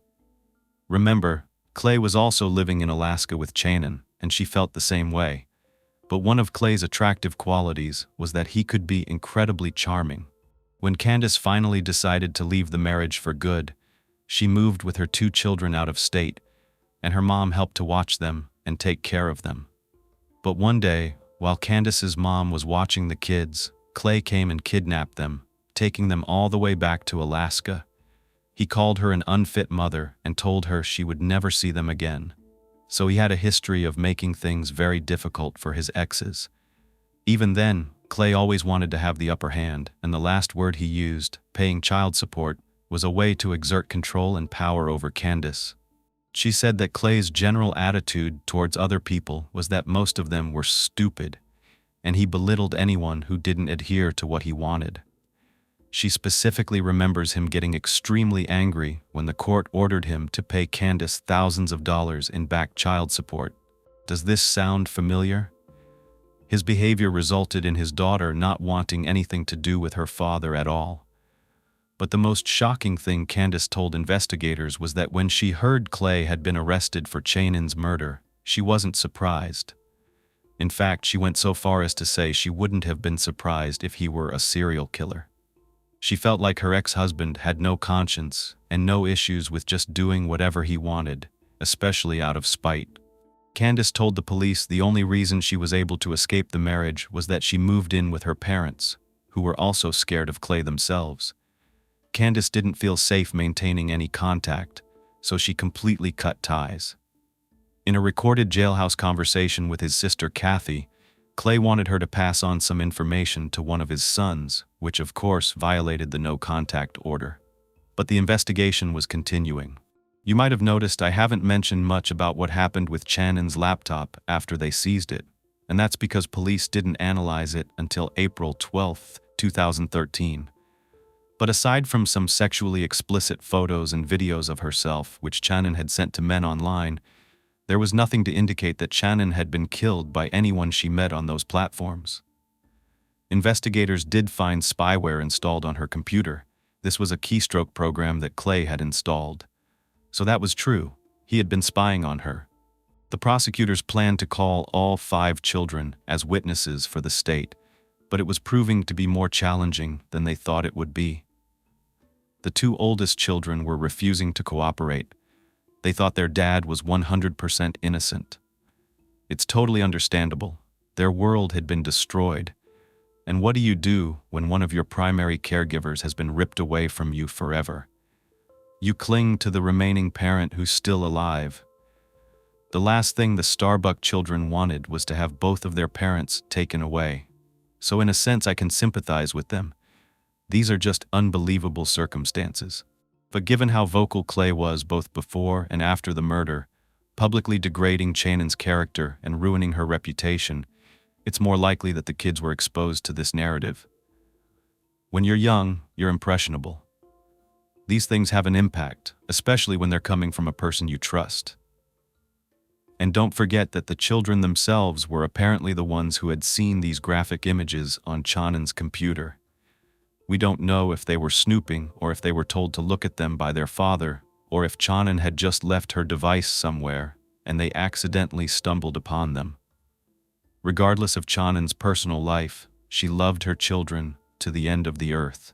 And it's very unfortunate that Clay would tell the children and other people that she was a terrible mother and use this to influence his children's perspective of the situation. I want to end with what happened at Clay's trial. 48-year-old Clay Starbuck's trial finally got underway in May of 2013. Clay was unable to clarify what information he relied upon to support his belief that Channon's online dating made her susceptible to being murdered. At the time, around 49 million people across the country had tried online dating, so it wasn't uncommon. The court excluded a lot of information that would have been too prejudicial. Channon's mother, Melanie, and brother Stephen traveled from Florida to attend every day of the trial.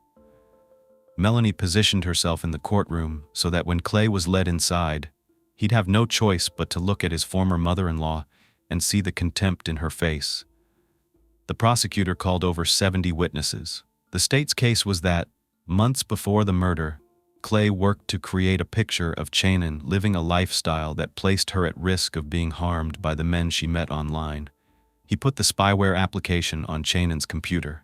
Clay knew that Channon had a date planned with John on the morning of her murder. Clay decided to kill his wife and then frame someone she was dating as the killer. So Clay faked his car trouble before walking to Channon's house. While she dropped the kids off at school, Clay gained access to the home and was waiting for Channon to return. During this prolonged attack and torture, Clay's DNA was left at the scene. During the struggle, Channon managed to call 911, but aside from emitting a split-second gasping sound, she was unable to speak, likely being incapacitated just after the operator picked up. The prosecution claimed that Clay turned Channon's phone off for a brief period before turning it back on and sending multiple text messages to Tom and John, giving the impression that Channon was still alive and continuing the same ruse with their children that afternoon. In terms of a motive, prosecutors claimed that Clay was consumed by greed, anger, obsession, and jealousy over Channon moving on, dating other men, and pursuing Clay for outstanding child support. Channon's children were not in the courtroom as the jury was shown the graphic photos of their mother and the crime scene. The prosecution argued that Clay was the only person who could have known the context of the text messages on Channon's cell phone. The killer was familiar not only with Channon's life, but acted upon what they knew of Channon's life. The fact that Channon's body was posed in a way similar to the way that Tom had requested in the text messages proved not that Tom had committed the murder, but that whoever killed Channon had access to her phone. The court heard that Clay sent dozens of texts from Channon's phone that day in an attempt to learn who she was talking to. Clay's actions in providing information about Channon's personal life to police were not motivated by a genuine desire to help, but in an attempt to disparage her and defame his ex-wife and portray her in an unfavorable light. Channon was out living her best life post-divorce, and Clay wasn't, so he was bitter and angry. Before and after Channon's murder, Clay inappropriately and unnecessarily spread information about Channon's personal life in an attempt to divert suspicion away from himself. The court also heard the 911 call, which was central to establishing Channon's time of death. The defense used the inadequacy in the police investigation, the 911 call confusion, and a large number of items and evidence that were not tested as a way to create reasonable doubt. 19 loose hairs were collected from Channon's robe, her chest, her abdomen, around her pelvic area, the massager box, and the plug end of the massager, and they all failed to be tested. There were other items that were not tested, including the sexual device, the fitted sheet, a towel, and a blood-stained mattress protector. The defense was also critical of the YSTR testing being conducted and not mitochondrial DNA testing, which is said to be more discriminating. Unfortunately, the failure to test these things was not an oversight, it was actually because of a lack of funding. They determined that the most probative and timely evidence on Channon's neck, face, and under her nails was to be tested because it was the most important. Unfortunately, some of the samples that were tested were used up in their entirety, making it impossible for the defense to retest them. The defense called around 20 witnesses, arguing that the investigation wasn't thorough, because the defense was unable to explain how or why Clay's DNA was found in key incriminating places, like under Channon's fingernails, where only the killer's DNA would have been found. Their arguments didn't exactly benefit Clay's defense, but Clay took the stand in his own defense. He now changed his story about walking to and from his broken-down vehicle on the day of the murder. He testified that he didn't recall detectives saying where he walked, only that he remembered showing them where his car stalled. He also denied being a jealous person. However, this contradicted the testimony he gave about wanting to spy on Channon via the spyware application that he put on her computer. His claim was that he just wanted to make sure his children were safe, and that's why he wanted to look into what she was doing in her private life. All of Channon's children testified, including Austin and 12-year-old Marshall, who both told the court their dad's vehicle was known to be unreliable. Marshall also testified to seeing his dad come home at 4 p.m. the day in question, with oil on his hands from working on his car. They also said their dad took naps all the time during the day to deal with his back pain. In closing, both the prosecution and the defense relied on the DNA evidence. The defense pointed to the failure to specifically identify Clay as a sole DNA contributor. The prosecution, however, pointed out that even if all the items and evidence were tested, another DNA found still didn't exclude or explain why Clay's DNA was present in the places it was. On May 28th, the jury found Clay guilty of both charges, with 4 of the 5 aggravating factors present. Most of the jurors felt Clay was guilty right from the beginning. His lack of a solid alibi and his DNA being found under Channon's fingernails was just too compelling.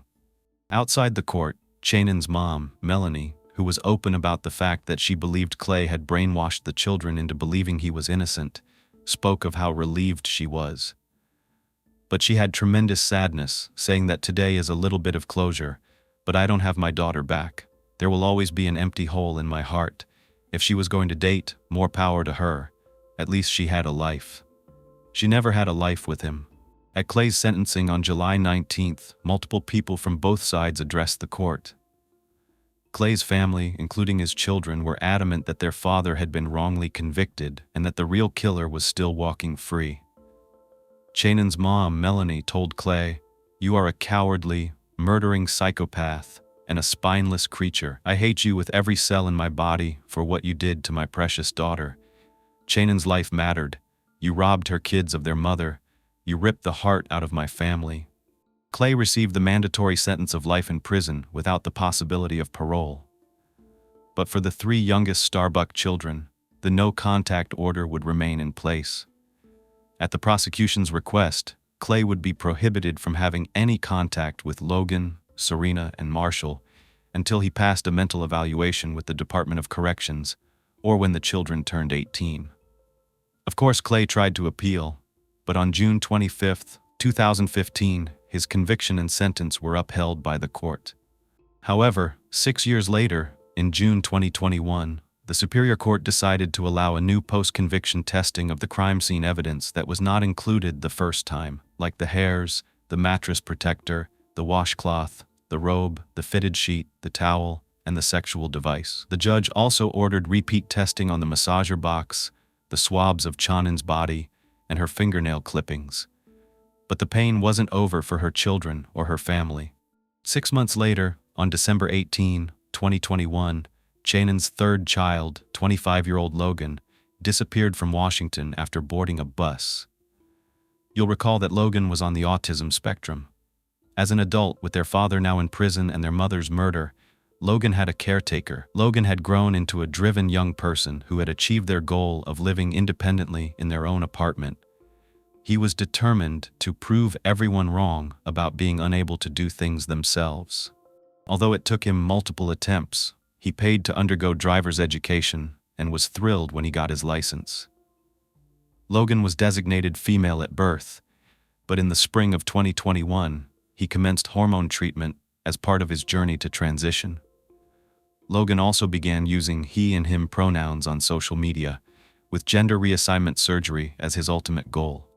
By the end of 2021, Logan had hit a rough patch in his life. He'd been in a few minor car accidents and was pursued for $4,000 in insurance. As a result, his license had been suspended. He was also dealing with the pain of a recent breakup. To top it off, he lost his job that November due to not being able to get himself there because of his license issues. On the day that Logan went missing, he didn't take a bag and was wearing shorts in freezing cold weather. Soon after his disappearance, authorities found his beanie containing his wallet, phone, keys, and earbuds in Riverside Park. Logan had plans to meet his caretaker on December 20th, but no one could get a hold of him. His car was at his apartment, the lights were off, and there was no answer. The last person believed to have contact with him was his ex. Just 7.5 weeks later, there was news, and it was the worst that you could imagine. On February 10, 2022, a 911 call came in reporting a sighting of a body. Logan's remains were recovered from the river. He had taken his own life. The pain and anguish that this family has had to go through were unbelievable, and I am so sorry. The outcome of that post-conviction testing in Channon's case is not clear. The 59-year-old Clay continues to reside at the Airway Heights Correctional Center in Washington. Since Clay's incarceration, several heated fights have broken out between Channon's family and Clay's family on a Facebook group that's supporting Clay's release from prison, including arguments between Channon's children and their grandmother, Melanie. The group is filled with pictures of the Starbuck children visiting their father and fighting for his release. Sometimes even Clay shares his thoughts on this page, and the way he talks about Channon does not put him in a good light. Whether he really is innocent or not, there's no reason to talk about the deceased mother of your children in that way. I read all that I could take, and a lot of it is pretty harsh. I thought I would leave you with some words from someone who knew Channon, even though briefly, because I think these words are very powerful and meaningful, from one of the men that Channon had gone out with. It was posted on January 29, 2019, and it read, "I knew Channon briefly before she was murdered. I was among the men she dated the month before she died.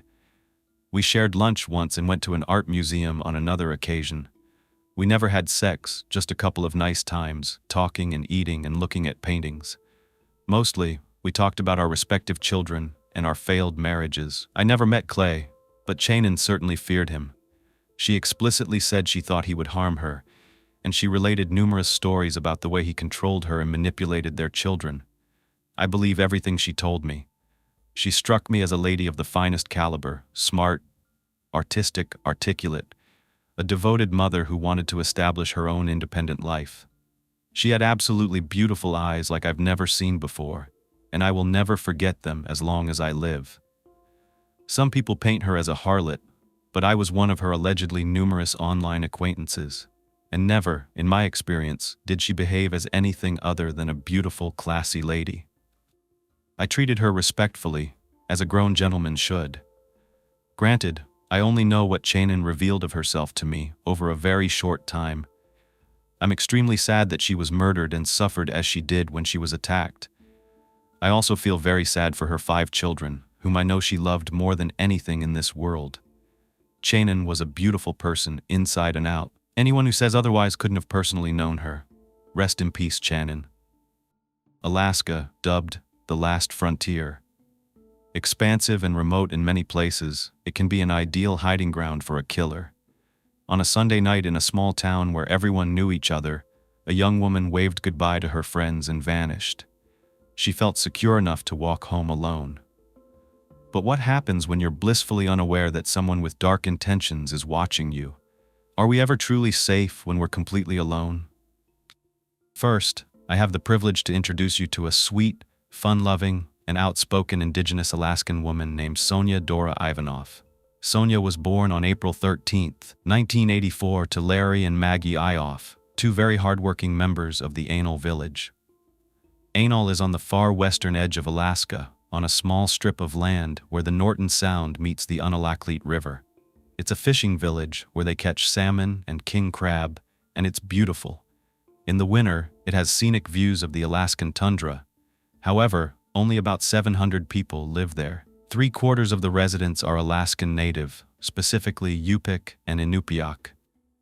This case is set in 2003, and language does change over time, so I want to be as respectful as possible and use the tribal names unless I'm referring to indigenous Alaskans as a whole. Sonia was an Inupiaq, and she was the 4th of 6 children. Growing up, they lived in a tiny 3-bedroom house, which meant all the siblings were very close. She shared a bedroom with her sister Christina, who was 7 years older than her. Since they had 4 brothers, they depended on one another to keep up the feminine energy. The 2 girls shared a room and would dress up in matching clothing and costumes. Christina loved to do her little sister's hair and makeup, which actually sparked Sonia's love for everything from lip gloss, lipstick, and makeup of all kinds, to always looking her best. As a middle child, Sonia did her best to stand out, and it wasn't that hard. By the time she went to Frank A. Degnan High School, she was 5 feet 11 inches with long, dark hair, beautiful hazel eyes, expressive eyebrows, and a huge smile. Sonia was always happy and having a good time. She stuck up for the underdog and always spoke her mind, even if that meant standing up to authority. If she was annoyed, you would know it. She spent her life trying to build people up instead of tearing them down. She was on the honor roll, and she was also a skilled member of the basketball team. Not only was she tall, but she was strong, athletic, and tough, and definitely a team player.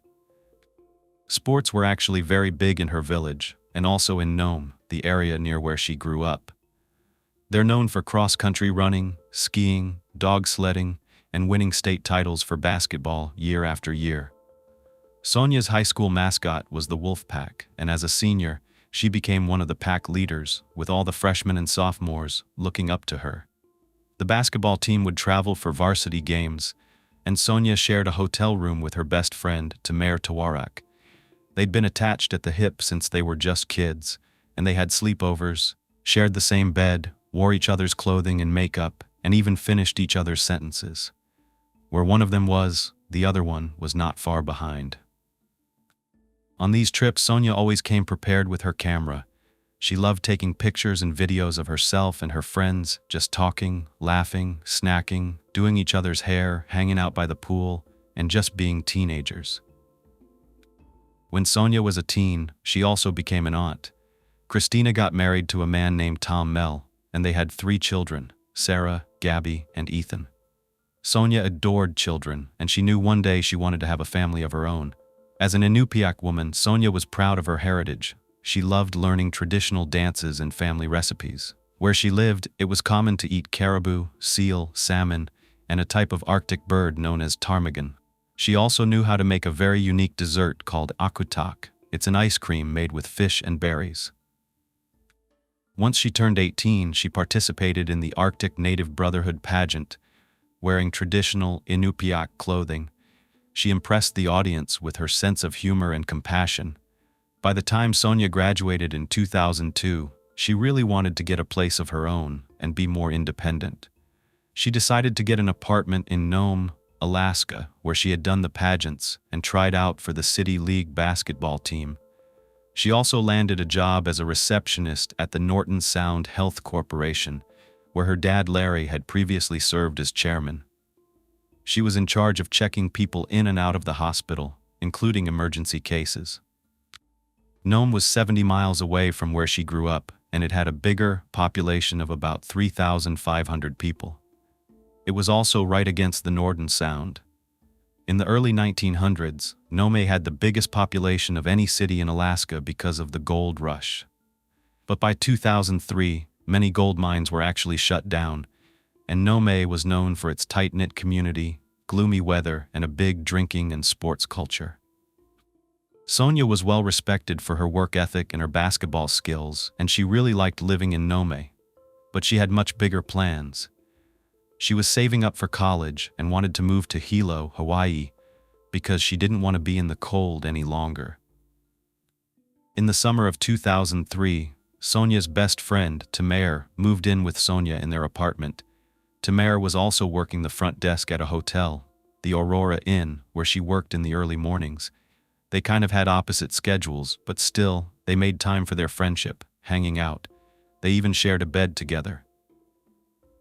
Their group of friends would come over to watch movies, play board games, or even play basketball. Sonia and Tamer liked late-night snack runs to a gas station, the Soro station, where Sonia would buy boxes of green tea. She also loved salt and vinegar chips. Now, they didn't own a car, so they had to walk everywhere, but they weren't too worried about it because Nome was safe. However, Sonia's big sister, Christina, and her husband, Tom, warned Sonia to be careful. They were glad that Tamer was living with her now because they thought it was unsafe for an indigenous Alaskan woman to live alone.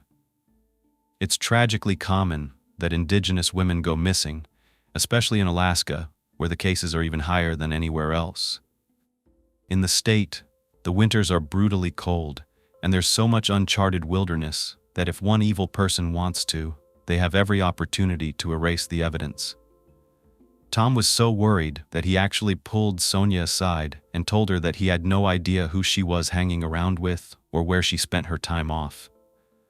If anything were to happen to her, he wouldn't even know where to start looking. Sonia assured him that she was safe, and the thing is, Sonia never really thought about the town being dangerous. Everyone knew one another, or so they thought. Tamer and Sonia were each other's safety nets. If they were staying at a friend's house overnight, they would call each other using their work phones to check in. They didn't have cell phones back then. The summer of 2003, 19-year-old Sonia and Tamer were enjoying the long days of warm weather. Well, as warm as it gets in Alaska. On Sunday, August 10th, they went over to a friend's house, I'm going to call her Willow, to play some board games and have a couple of drinks. At this time of year in Alaska, it stays bright outside until much later, sometimes as late as midnight. So if you're going out at 10 p.m. or even 11 p.m., it still feels early. That night, they stayed up until about 1 lies. Sonia had one beer, and she was wide awake. It was her weekend off, and she didn't have to be back at work until Tuesday afternoon. So she told Tamer she wanted to hop over to another friend's house before heading back to their apartment. She didn't say which friend, and Tamer was way too exhausted to go home at that point. Since she had to get up at 6 a.m. for work the next day, she decided to sleep at Willow's place. Sonia stood up to leave, wearing a pair of jeans and Tamer's Skechers shoes. Her apartment keys were attached by a chain to her wallet, which hung off her arm by a metal band. Outside, it was misting rain, which was actually Sonia's favorite weather. She decided to walk instead of taking a taxi. Sonia and Tamer said goodbye with their usual hand gesture and saying, which involved taking their index and middle fingers, tapping them twice against their shoulders, twice against their lips, then making a peace sign while saying, "Peace out, pal." They exchanged this gesture, and nothing seemed different from any other night. After this, Sonia walked northwest toward her friend's house. The next morning, when Tamer woke up on Willow's couch around 5 a.m., she took a taxi back to her apartment to get ready for work. When she arrived, she noticed that Sonia wasn't sleeping in their shared bed. Still, Tamer wasn't concerned at first. She figured Sonia may have stayed over at her friend's house, so she went off to work, assuming Sonia would check in later. But hours went by, and she still hadn't heard from Sonia all day. Even though that wasn't too unusual, it did raise a red flag for Tamer. She called 4 of their mutual friends asking if anyone had seen her, and also contacted Sonia's sister Christina to see if maybe Sonia had stayed over there, but no one had seen or heard from her. Christina then told her husband Tom that Sonia wasn't calling Tamer back. They thought maybe the girls had gotten into an argument, and Sonia needed some time to cool off. But Tamer insisted that if either of them were mad, they'd always talk about it. When Tamer got home that evening and Sonia still wasn't at the apartment, she started to worry. What made it worse was the sight of Sonia's makeup bag. Now, you may or may not think this is odd, but her makeup bag hadn't been touched. This was very out of the ordinary, and it worried Tamer. It worried her more than Sonia not being home because Sonia always did her hair and makeup every single day, especially on her days off. Some people just have a routine, and this was Sonia's. She was always made up, with her hair and makeup done. The next day, on Tuesday morning, Tamer went to work again as usual, but she kept calling everyone she could think of, because Sonia still wasn't home. She called Sonia's sister Christina and of course her husband Tom, telling them that Sonia was missing and asking them to contact Sonia's parents, Larry and Maggie. She even called the Nome Police Department to ask if Sonia was in jail. This is actually a normal thing to do when you can't find someone. It's important to call hospitals, jails, and sadly even coroner's offices to see if someone is injured, incarcerated, or even deceased and needs to be identified. But the dispatcher said Sonia wasn't there. So, when Tamer got off work at 5 p.m., she immediately headed to the police department to officially report her friend missing. At 5:15 p.m., she walked through those doors. It was a very tiny police department with only about 7 officers. When Tamer arrived, she hysterically started crying, talking about how her roommate was missing after going to a party on Sunday night. Officer Stan Piskoya asked a lot of questions, mostly about Sonia's drinking habits, thinking that maybe she was just off partying too hard, and he wasn't taking Tamer very seriously at all. He was brushing it off as teenage drama. But Tamer insisted Sonia only had 1 beer that night, and nobody had heard from her in 40 hours. But to be fair, Tamer didn't know what Sonia did after she left her presence. She left around 1 o'clock in the morning, and technically, the night was still a bit young at that point, so she could have done anything. Around this time, Sonia's boss at the hospital started calling around because she hadn't shown up for work. That was Ari, unlike her, so eventually, her boss made a call to the police station as well to report her missing. Suddenly, the officers took the case much more seriously. With Tamer's help, they filed an official missing persons report, and the Ivanov family was informed that Sonia had disappeared. Christina and Tom asked around to see if anyone had heard from her. Tom drove to Nome, scoping out locations that Sonia might have visited.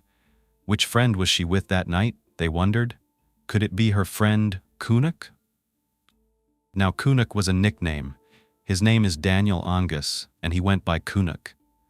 He was one of Sonia's closest guy friends.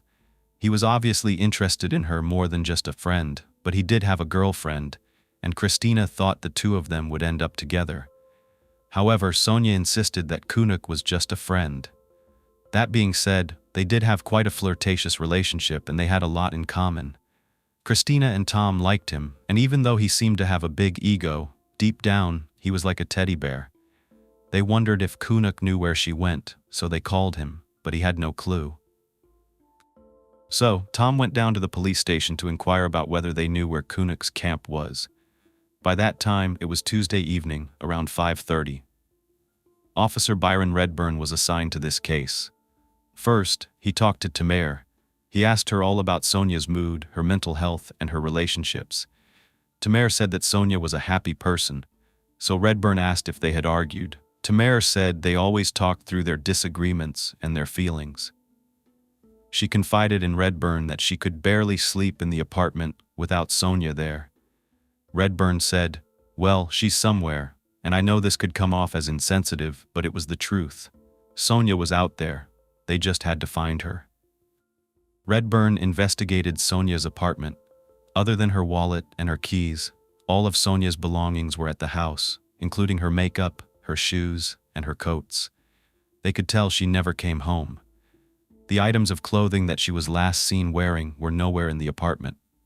He looked for clues that would indicate some kind of motive or kidnapping, maybe like a threatening letter or maybe a concerning journal entry, but they didn't find anything. Tamara told Redburn that a couple of girls from their high school were pretty jealous of Sonia because of her talent and her beauty, but she couldn't imagine any of them doing any harm to Sonia. Then Redburn went through all of her photo albums, since she did have a hobby of taking a lot of pictures, and there were plenty. Redburn found one photo of Sonia standing by a river. She was grinning and wearing a tank top with her arms outstretched. There was a large purple bruise on her right bicep. So, of course, Redburn asked Tamara about this bruise, and she let him know that it was caused by their friend at a recent movie night. They had all been wrestling and punching each other on the arms, and Kunuk took it a little too far. We've definitely heard his name once before already, so Redburn dug a little deeper and asked about Kunuk. Tamara admitted she kind of had mixed feelings about him. They were friends, but he was known to have a short temper. He'd expressed interest in Sonia at one point, but he had an on and off girlfriend, and Sonia had told Tamara he wasn't her type. So Redburn figured that if Sonia would have maybe rejected him, he could have caused her harm. Maybe he got angry that night, maybe they were drinking, maybe that was a motive to kidnap her, or even something worse, especially if alcohol had been involved. In the meantime, investigators mobilized the search for Sonia. Chief Ralph Tiller, who had worked for the department for over 5 years, asked the fire department to help them. They deployed search and rescue boats in the river and sea in case Sonia had fallen in or gone swimming and drowned. It had been raining from midnight on Monday, August 11th to 5 p.m. that same day.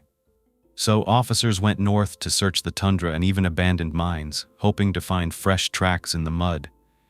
They prayed that they would find Sonia alive. The Nome Police Department told Sonia's sister Christina and her husband Tom that they had it covered as far as manpower, but the family felt compelled to search. Tamara and her friend Maya drove around in Maya's car for the rest of that evening. But then, around 9 p.m., when they stopped by the hospital where Sonia worked to see if she had shown up, one of her coworkers told Tamara that she should probably go back to the police station. She and Maya hurried over there. At the Nome Police Department, they found a large gathering of people, and Tamara was like, "Okay, wow, they must have found her." So she jumped out of the car and searched the crowd for Sonia, but her heart sank. She wasn't there. But she wasn't wrong. They had found her best friend, but not the way anyone would have hoped. Soon, Tamara learned that a body of a female had been found out in the tundra. Tamara dropped to her knees. She was in complete denial. It didn't feel possible. How could it be Sonia? It couldn't be Sonia, but it was. At 8:30 p.m., after a 3-hour search, volunteer firefighter John Larson was searching 5 minutes north of Nome when he and his wife found fresh tire tracks on Dredge 5 Road off of the Nome-Teller Highway. It's right here on the map. This road actually led to an abandoned gold mine. It was overgrown from lack of use and very private, full of tall grass and willow bushes. The road had turned to mud, and the rain caused the tire tracks from one vehicle to leave fresh prints 5 feet from the road. Obscured in the bushes, John found the body of a young woman. He immediately headed back to the station and picked up Officer Brian Wayana, another important name you want to know in this case. Detective Wayana was the first person to arrive at the crime scene. He came prepared. He had cameras, evidence bags, and plastic tarps. Wayana took the long way through the brush, avoiding the road so he didn't interfere with any of the evidence. John led him to where he found the woman's body. They assumed it was Sonia, but they couldn't be sure. She was lying on her side, and her face was obscured. She wasn't wearing any clothes except for one sock on her left foot. Redburn got the news that a body had been found, and he paused his investigation of Sonia's relationships to visit Dredge 5 Road.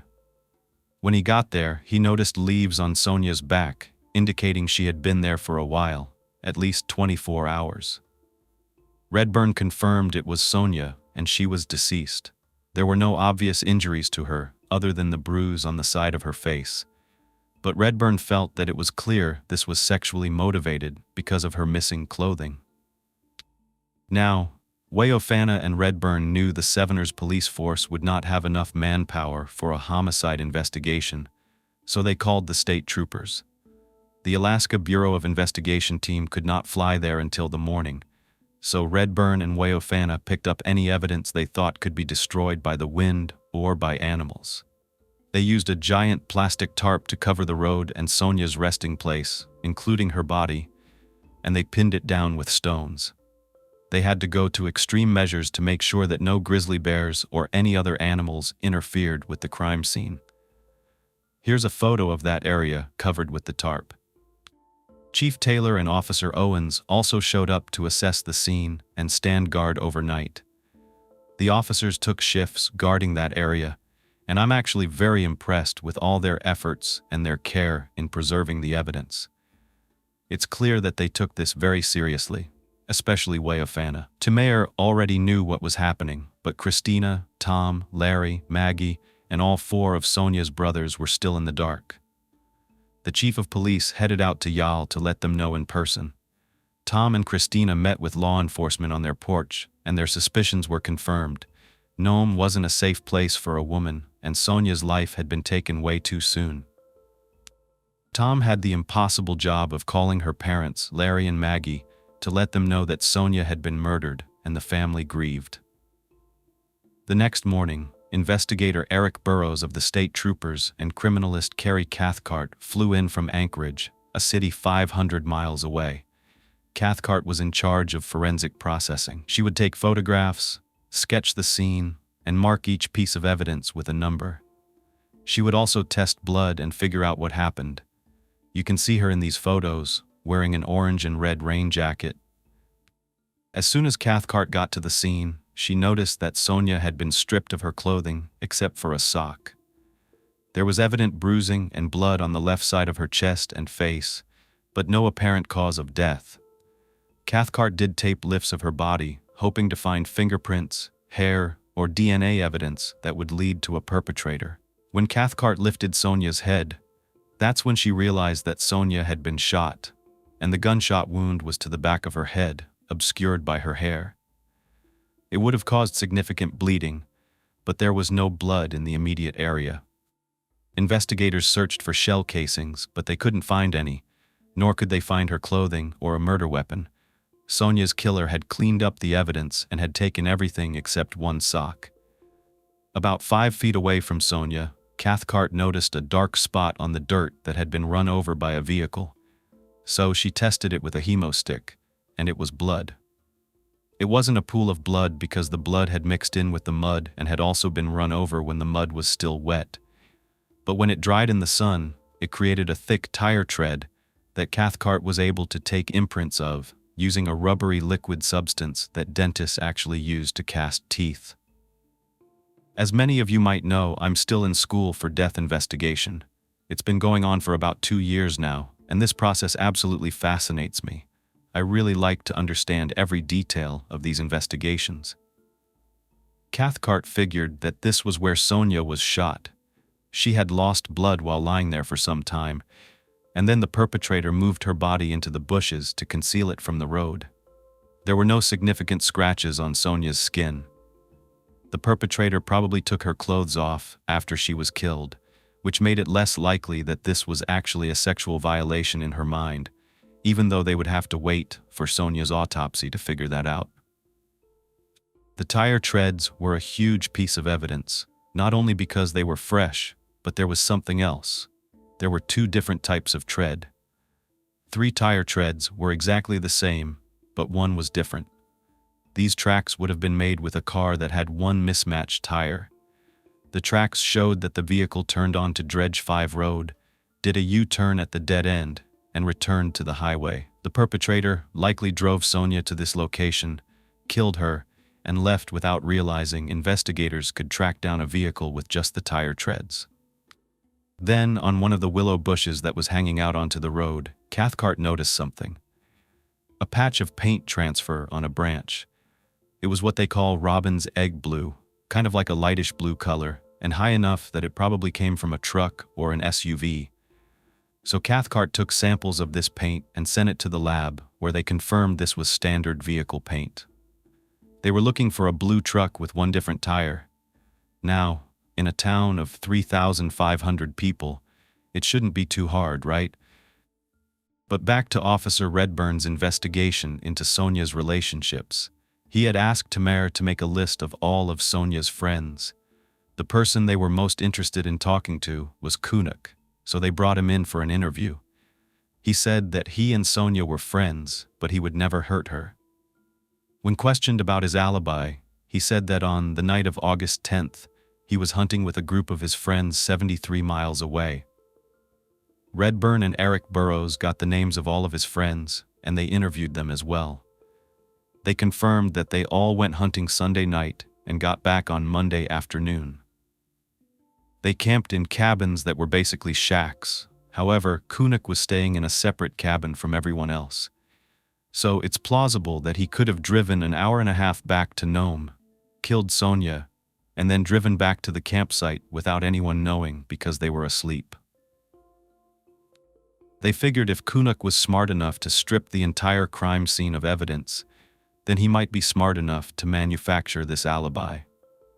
Burrows and Redburn had the probable cause to apply for a search warrant for Kunuk's house and his vehicle.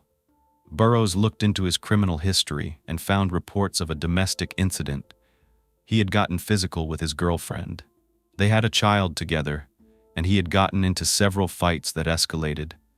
Redburn told Burrows about Kunuk's notoriety for a short temper that his friends mentioned, and they felt like this guy was dangerous.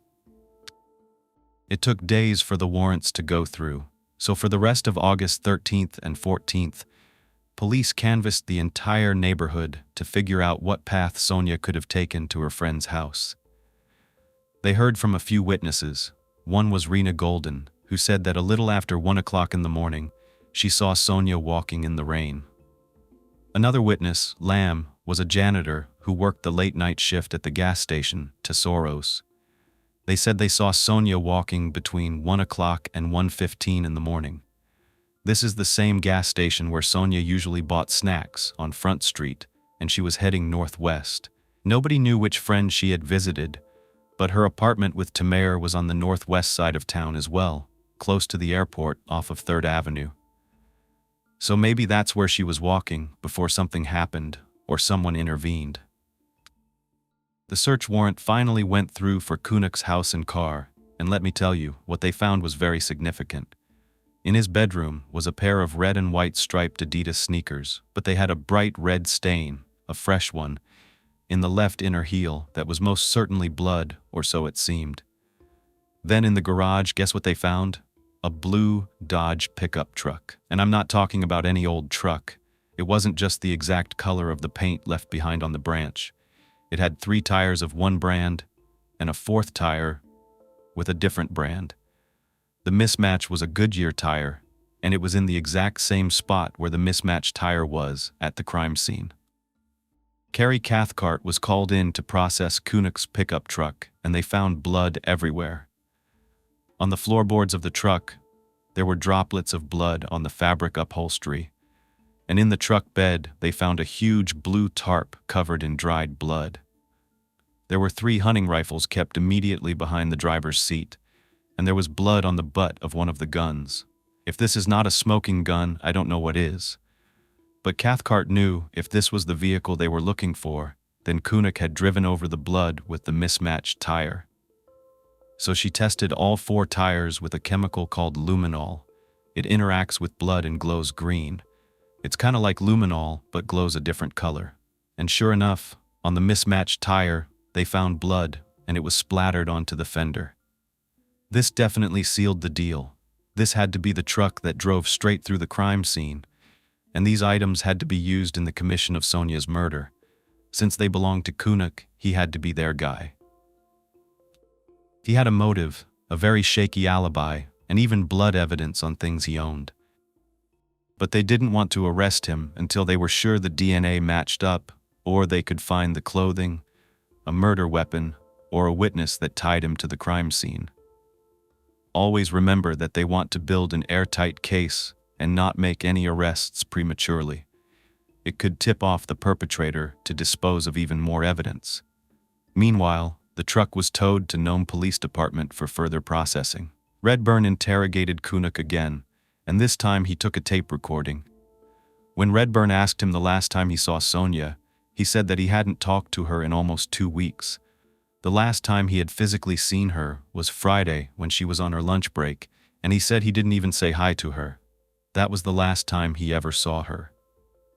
He insisted he left Nome at 3 o'clock in the afternoon on Sunday and didn't return until late Monday night, long after Tamer couldn't get a hold of Sonia. Redburn asked him to remove his shirt because he thought if he had shot Sonia in the tundra, he might have had scratches from the willow bushes, or maybe scratches from Sonia herself. There was one horizontal scratch on his back, and he said that scratch had nothing to do with Sonia. He admitted it was actually from his girlfriend. They got into a physical fight, and she had scratched him with her nails. Well, that does not sound very good, so they took him back to Norton Sound Hospital for a full examination, but the scratch was the only injury Kunuk had. Remember, Redburn did ask him to give a DNA sample, and he complied. Redburn said if they found any evidence during Sonia's autopsy, they wanted to be able to compare the results. If Kunuk was innocent, then he'd be exonerated. In that interview, Kunuk asked why they suspected him at all, and that's when Redburn said, "There's been some things coming up that make you and your vehicle interesting." It turns out there are a bunch of tire impressions out there that are similar to the tires that you have on your car. So, Kunuk is sitting there asking, "That's the only thing that's tying me? Mismatched tires? That's pretty usual." But then they explained that they had blue paint transfer at the scene as well. Then Redburn asked if there was any reason Kunuk would have blood on his car and his shoes, and at first he said no, there was no reason for blood. But then, when he was pressed further, he changed his story. He said that he'd hit a rabbit when he was driving, so he pulled over, and the rabbit was still alive, and he had to put the rabbit out of its misery, so he stomped on it with his shoe. As for the blood on the tarp and the gun, Kunuk said that he had shot some animals on his hunting trip, including a porcupine. I'm thinking, do porcupines bleed that much? I don't know because I am not a fan of killing animals, but he didn't specify whether he was hunting for sport or food, or whether the tarp was used to drain blood from many animals. Redburn wasn't convinced. He was looking at the facts, and everything matched up. They just had to wait for the DNA results. So all that week, Redburn, Burroughs, and Chief Taylor followed up on a dozen tips. One woman, a 32-year-old named Florence, called the tip line and told Taylor she had actually seen Sonia the night that other people had as well. She gave a description of Sonia's clothing, jeans and boots, and she said she had seen Sonia get in the passenger seat of a police car. Now, Taylor wrote down Florence's name and number and promised to call her back, but when he did, he must have written down the number wrong because it was a different Florence, and she had no idea what he was talking about. Florence Habros had only called in the tip line because her co-worker at the Bering Sea Woman Group had convinced her to do it. When Chief Taylor didn't call her back, she was actually pretty concerned for her own safety as a Yupik woman. Florence didn't trust the man-dominated police department, and now she knew that she went out of her way to almost accuse the Nome Police Department of being the last to see Sonia if it truly was her that got into a police car. That wasn't the only sketchy behavior. The week after Sonia's death, Tom visited the Nome police with a print picture of Sonia to remind them of the urgency of her case. When he tried to hang it up on the wall, one of the officers, Matt Owens, yelled at him for ruining their new drywall and then told him to leave. Tom was a little concerned about the treatment he was getting. I mean, that is pretty harsh, and so Tom showed up at 8 o'clock every day looking for updates, but there were none. It was an open investigation, so officers couldn't reveal any important information about anything, not even suspecting Kunuk. But Tom's frustrations were valid. It was taking a long time to even issue a warrant. And I know that it's very hard for families.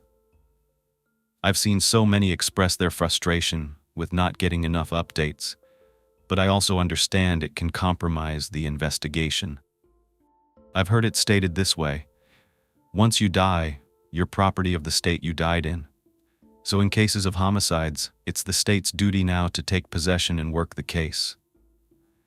Sadly, parents and loved ones kind of take a back seat until the state is finished, and then they can be released, and that is very tough. On August 25th, about 2 weeks after Sonia was killed, her autopsy was carried out by Chief Medical Examiner Frank Felico.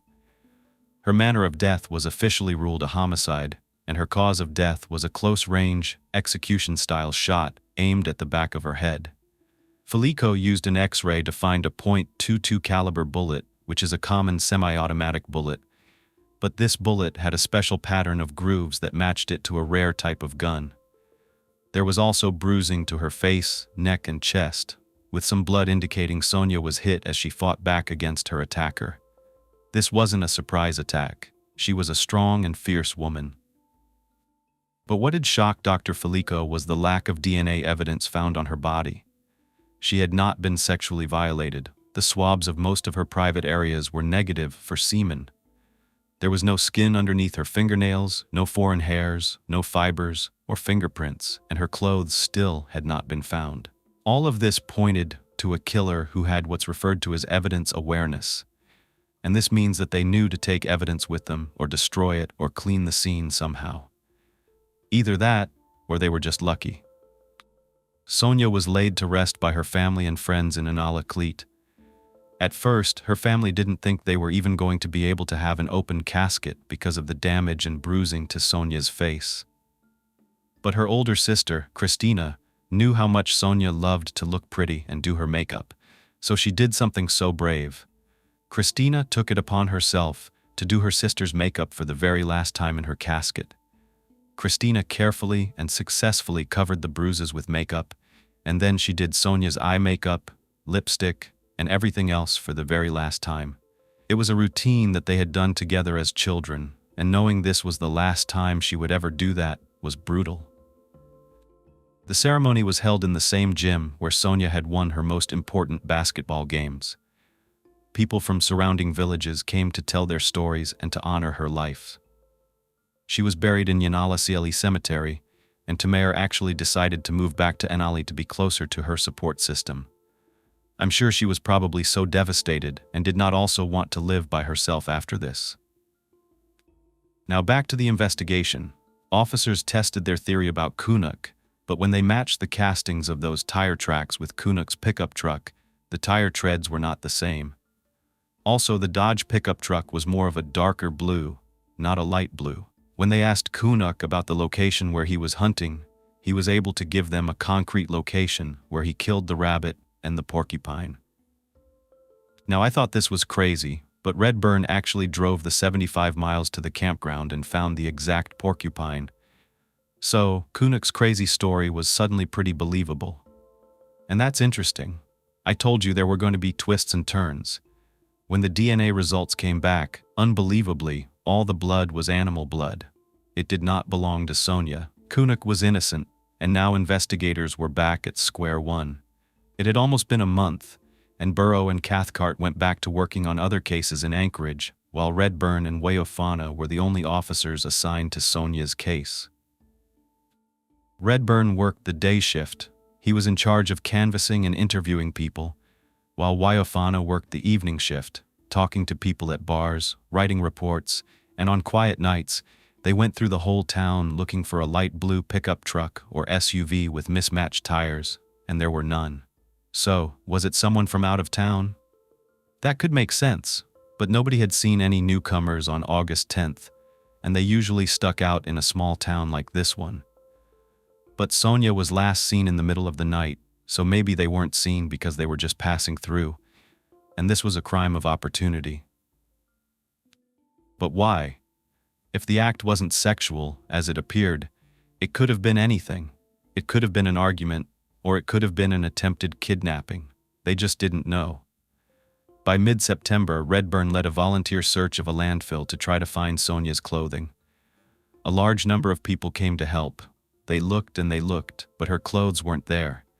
At this point, since their search yielded very little results, if any, the two officers began to blame one another.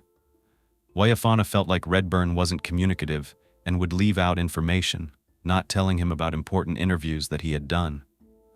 On the other hand, Redburn felt like Wayafana wasn't pulling his weight on the case. But this is not the time to argue about these things. Teamwork is the only way that these investigations will work. Everyone was desperate for answers. Tom was still going by the police station, inquiring about his sister-in-law's case, and Wayafana himself was a close family friend. So he took matters into his own hands.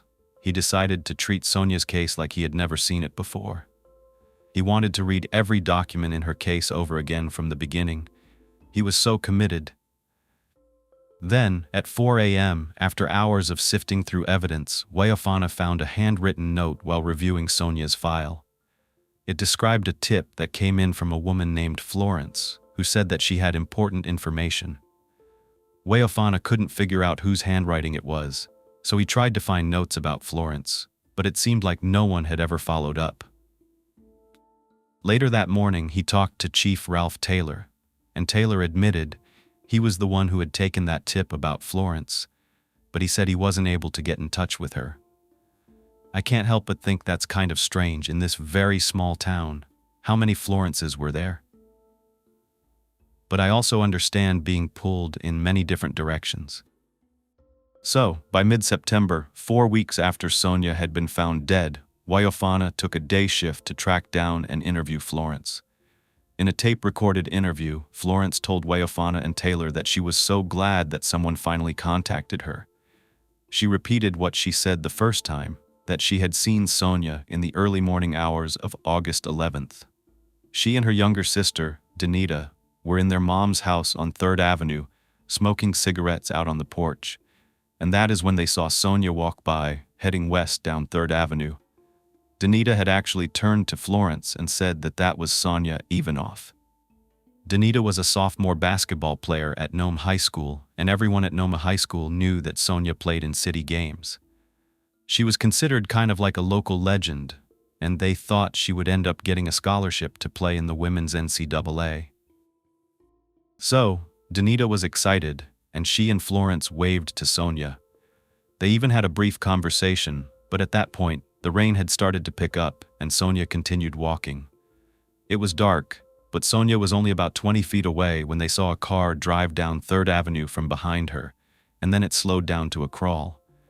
As Florence and her sister watched, the car slowly followed Sonia, who didn't stop. The car then drove down West D Street and suddenly turned around and cut Sonia off as soon as she was getting to the intersection. Then, the driver rolled down the passenger side window, and Florence and Danita could overhear what Sonia said. She said, "What's going on?" And she stuck her head inside the car. She seemed to have some kind of conversation with the driver, and then they saw Sonia willingly get into the passenger seat and shut the door. Then the car took off northwest towards the airport. Florence tried to make out the car in the dark. She knew it was a white SUV with a dark blue decal on the side. It said Nome Police Department. She knew it did. It was obvious that this was a police vehicle. There was no mistake about it. So they wondered, was Sonia in trouble? Where were they going, and why? It was weird and scary enough that Florence asked Danita what time it was. She went and checked. It was 1:26 a.m., about 10 minutes since Sonia had last been seen by another witness near the gas station, and 30 minutes since she had left to head home. I looked at maps of Nome, and from what I can tell, the police car must have passed Sonia's home, making Florence wonder where they were going. Nobody lived northwest of town. The road the driver was taking led right into the tundra and intersected with Nome Highway, and we know Sonia was found in the tundra. As Wayafana and Taylor heard Florence's story, they were shocked that she had the courage to come forward. Florence was afraid that giving this witness statement would put a target on her back. You never know if you get close to the truth, if someone is willing to do whatever it takes to silence you. It's very risky. The only problem was that Wyofana and Taylor didn't believe Florence was telling them the whole truth. They trusted their fellow officers. They knew they would do the right thing, and witnesses can be wrong sometimes. It was dark and rainy, so a blue decal could have been something else.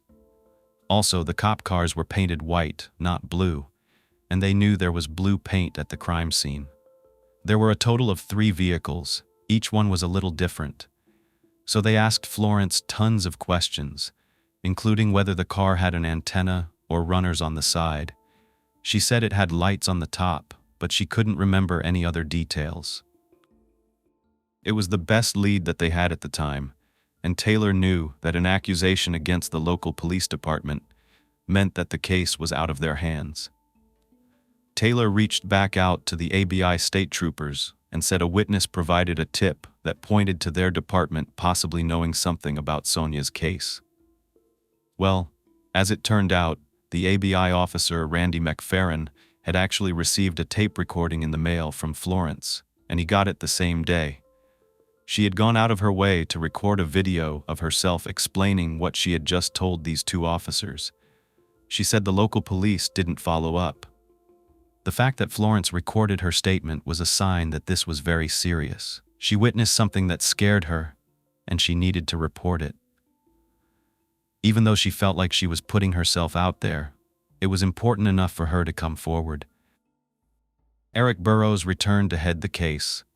It was immediately obvious to the people of Nome that the Alaska Bureau was back, and rumors were flying around town.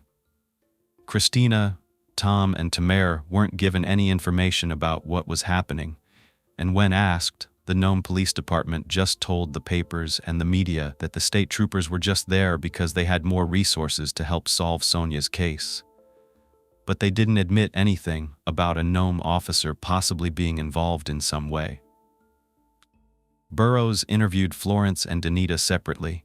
He asked Florence to take him to her mom's house and show him exactly where the police car picked Sonia up. He asked Danita to confirm Florence's story, and then he asked both of them if Sonia appeared drunk, just in case the officer had to pick her up because she was intoxicated. But both women insisted Sonia was completely sober. So why would she be getting into a police car?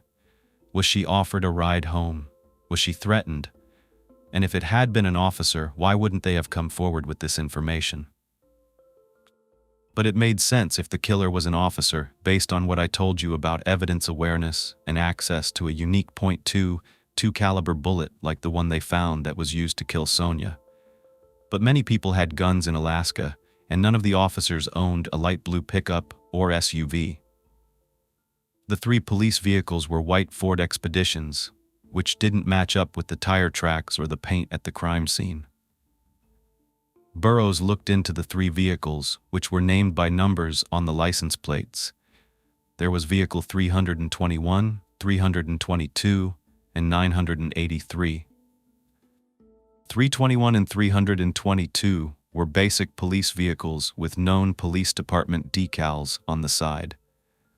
The 983 was a newer model, which had dark running boards on the sides and a 911 sticker on the back. None of the 7 officers owned a take-home police vehicle. When these shared vehicles weren't being driven by the 2 officers that were on duty every night, they were left outside the station with a key in the ignition, ready to go in an emergency. So technically, anyone could have taken one of these cars. Each vehicle had an expensive shotgun kept in a locked box in the trunk. The key was left in the lock again, in case they needed to use the guns quickly.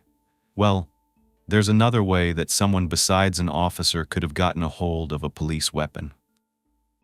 However, the doors to the vehicles were always locked, and the only way to open the door without a key was an electronic keypad.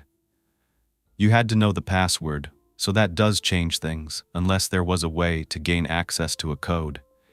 But it was important to rule out the officers. So if Sonia had been picked up in a police vehicle, it would have been driven by one of the 2 officers on duty that night at 1 a.m. on Monday morning. That would have been either Matt Owens driving car 322 or Stan Piscoya driving 983. These guys were considered upstanding citizens and officers. They both served for 3 years on the Nome Police Department. Officer Owens was a firearms expert from Florida, and Officer Piscoya was raised in Nome and had experience at correctional facilities. Owens had a 4-year-old kid, and Piscoya was a referee at the City League basketball games.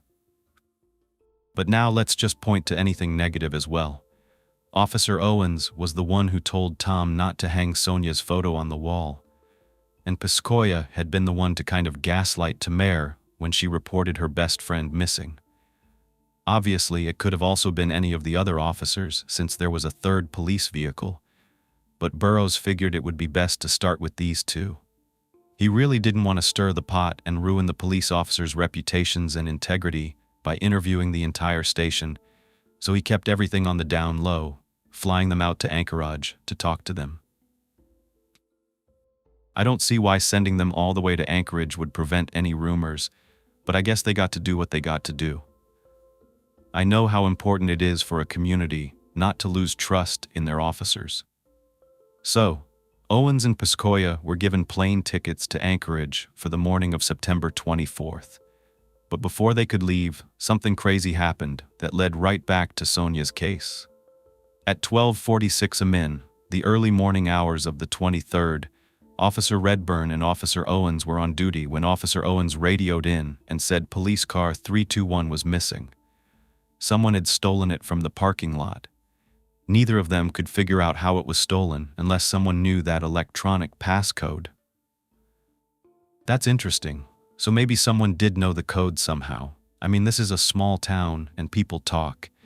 It turns out these Ford Expeditions, these police vehicles, are pretty expensive, and the shotguns in the back are also worth a lot of money and they're dangerous. So Redburn sent out some state troopers to search for the vehicle, as well as Chief Taylor. Owens went searching, while Redburn stayed at the station waiting to respond if there was any kind of emergency. 2 hours later, Owens radioed Redburn and said he found the stolen vehicle. It was in a place called Bessie Pit. This is a sand and gravel mine 5 minutes from Nome. Here it is on the map, about a quarter of a mile away from where Sonia was found. This was at 2:51 a.m., and everyone stopped their search, and the night was quiet. Then, just minutes later, at 2:53 a.m., Owens yelled over the radio that he needed backup. Now, shots had been fired. Redburn and Taylor responded in their separate vehicles, and when they got there, Owens was standing in the middle of the main road, completely unharmed but shaken up. He told Redburn and Taylor that he'd seen vehicle 321 at Bessie Pit, and the brake lights were on. He pulled up, he walked behind the car, and that's when he was ambushed. 2 shots rang out, glass shattered, and he took cover. By the time he looked up, the shooter was running into the tundra. Owens couldn't make out the shooter's features, and he wasn't sure exactly which direction he had gone because he was traumatized. He told Taylor that the shots made him realize if he died, his 4-year-old son wouldn't have a father, and now he was questioning whether the police lifestyle even suited him at all. It's not every day that a small-town cop is dealing with an unsolved murder and being shot at. Well, law enforcement did a full perimeter search of the gravel pit, and they couldn't find the shooter. One of the 321's windows was completely shattered, and the vehicle was towed for processing. It took the rest of the day to find out all the details. The Remington 870 shotgun that was usually locked in the back of 321 was missing. Someone had stolen it. However, Taylor did a full sweep at Bessie Pit, and he found no bullet shells. None. Shotgun shells are pretty big, so unless the perpetrator had time to pick them up, or had brought his own revolver, what Owens remembered had to be incorrect. So, they tried to reenact Owens' story of the shootout, but it felt logically impossible. Owens was highly trained in weapons and would know exactly what to do when faced with a criminal shooting at him. The fact that he had no details about his attacker, including how tall they were, even estimates, just felt off. But at the same time, remember, these are the officers that are supposed to be investigating Sonia's murder, in regard to one of the cops being involved. So they could have had a little bit of negative bias here. But upon further inspection, there were no fingerprints to be found on the driver's seat of the vehicle. This is normal when searching cars. There aren't a lot of places that it's easy to take fingerprints. When the ABI criminalist looked at the broken window, she found glass all over the seat. Someone had smashed it in from the outside, or so it seemed. So that was a little bit interesting. However, just wait, there is more. Underneath the glass, she found an envelope, and when they opened it, it contained a rec center pool pass that belonged to Sonia. The last time Tamer saw Sonia, she was carrying her wallet, which contained all of her IDs. Why was it in this cop car, in an envelope? The criminalist showed this to Redburn, and he thought this was directly out of a movie. If the killer wanted to flaunt, he would have left a note, right? Well, guess what? There was a typed-out note in this envelope. I'm going to read it to you. It was titled Pig. Then in one typed paragraph, it read, "I hate cops. I hate every one of you. Sonia was just a person in the wrong place at the wrong time. I did not know her. As you can see, it's easy for me to take your pig car keys right there. It was not her fault that she thought I was a pig, and just happened. She was just a person, and I just wanted to see if I could. That night, every one of you should be more careful. I watch every move you make. You leave me alone, and I'll leave you alone. I'll also shoot you in the head if you get close." Now this note wasn't signed by anyone, and no name was left behind to pinpoint who this letter was from. This note was analyzed for DNA, but it turned up nothing. The FBI took a look as well, since they're trained in analyzing written and typed threats. The FBI profiler said he thought this letter and the shootout could have been staged to take the heat off of the two officers that were accused of being involved. But the profiler also thought that the perpetrator could be a police officer. It was possible for someone to steal a cop car, but the motivation "I hate cops" didn't seem like a solid foundation as to why they would steal the car. Now, literally the day before Owens and Piscoya were supposed to be interviewed in Anchorage, the timing was interesting, for sure. But then again, if they had stolen the car before, what was stopping them from stealing it again? Referring to the police as pigs was a deliberate choice, and the profile thought maybe this was to throw them off track. This gave them probable cause that the 321 incident, as they're calling it, could have been staged and created as a diversion to stop the interviews from going forward. The FBI profiler kind of thought the opposite about everything in the letter. For example, the words, "I did not know her," were seen as an actual connection, an implied level of familiarity between the perpetrator and Sonia, not the other way around. We already know from Florence's testimony that Sonia had leaned into the vehicle to talk to someone she was comfortable and familiar enough with to even get inside the vehicle. It does make sense. Why would she get in the car if it wasn't one of the 7 officers from town that were driving? The very next day following this incident was the 24th of September, when Owens and Piscoya were scheduled to do their interviews and polygraphs out in Anchorage. Owens was so shook up that he asked Chief Taylor if he could stay home and get therapy. He had a rough night, and Taylor agreed, so he got on the plane the next day instead. He was sent to an in-house police psychologist. But Officer Stan Piscoya did make it to that interview, and they gathered his version of what happened on the night in question. Piscoya saw Sonia all the time at the basketball games. He knew she was, so could he have been the officer that stopped her that night in Anchorage? Piscoya was compliant in his interview. When asked what car he drove on the night of August 10th, he said that he couldn't remember because they aren't designated to a specific vehicle. They just hop in whatever one's available. But he said it was probably the newer Expedition. However, they do keep a logbook of which cars they drove, and investigators confirmed that was true. The logbook showed he drove vehicle 983. When questioned about whether he remembered anything specific about the night, he said that he had patrolled before midnight, and at 12:53, he and Owens responded to a 911 call about a domestic altercation. The two of them had to deal with a very violent man who actually hit Owen in the jaw because he could not be subdued until Piskoia sprayed him with pepper spray. The assailant was then taken to jail, and following this incident, Piskoia did all his paperwork at the station and finished everything by about 1:45 a.m. there. This means his alibi was that he was sitting alone at the Nome police station with no one to confirm he was there. Piskoia said they could check the police log, which had handwritten records, but he wrote from 1:10 to 1:45 a.m., but these can totally be faked, so this wasn't a solid alibi. But Piskoia insisted he and Owens were innocent. He agreed to a polygraph test, which we know is not concrete evidence, but he did pass, which convinced investigators that he was not their primary suspect at the moment, though that alone was not enough to clear this man. Back in Nome, Burrow interviewed the other 5 officers of the Nome Police Department and learned more about Piskoia and Owens' reputations. Piskoia came from a good family, and people liked him a lot. Owens was also well-liked and was a top-tier officer. He was great with firearms. However, some of his fellow officers did say there were moments when he didn't exactly act rationally in high-pressure situations.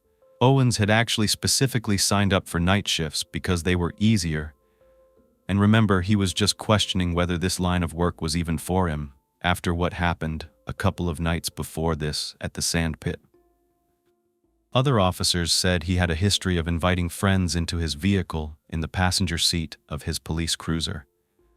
Owens was reprimanded multiple times for this, and I always thought you were allowed to go on ride-alongs, but apparently it isn't legal to bring friends around in cop cars unless it's authorized. But that didn't stop Owens from doing it. Apparently, from the rumors swirling around, there were times where he would sort of pick up women, asking them if they wanted to go for a little joyride in his police car, and that at times this even resulted in relationships or even sex. Interestingly, this sounds a lot like what could have happened to Sonia that night, minus the sex part, I guess. Apparently, Owens also invited his girlfriends and dates into his car. I'm guessing this is to impress the ladies. Even though these are rumors, Burrows wasn't sure about cop car sex being consensual or even allowed. You're not supposed to be doing that, especially if you're on duty.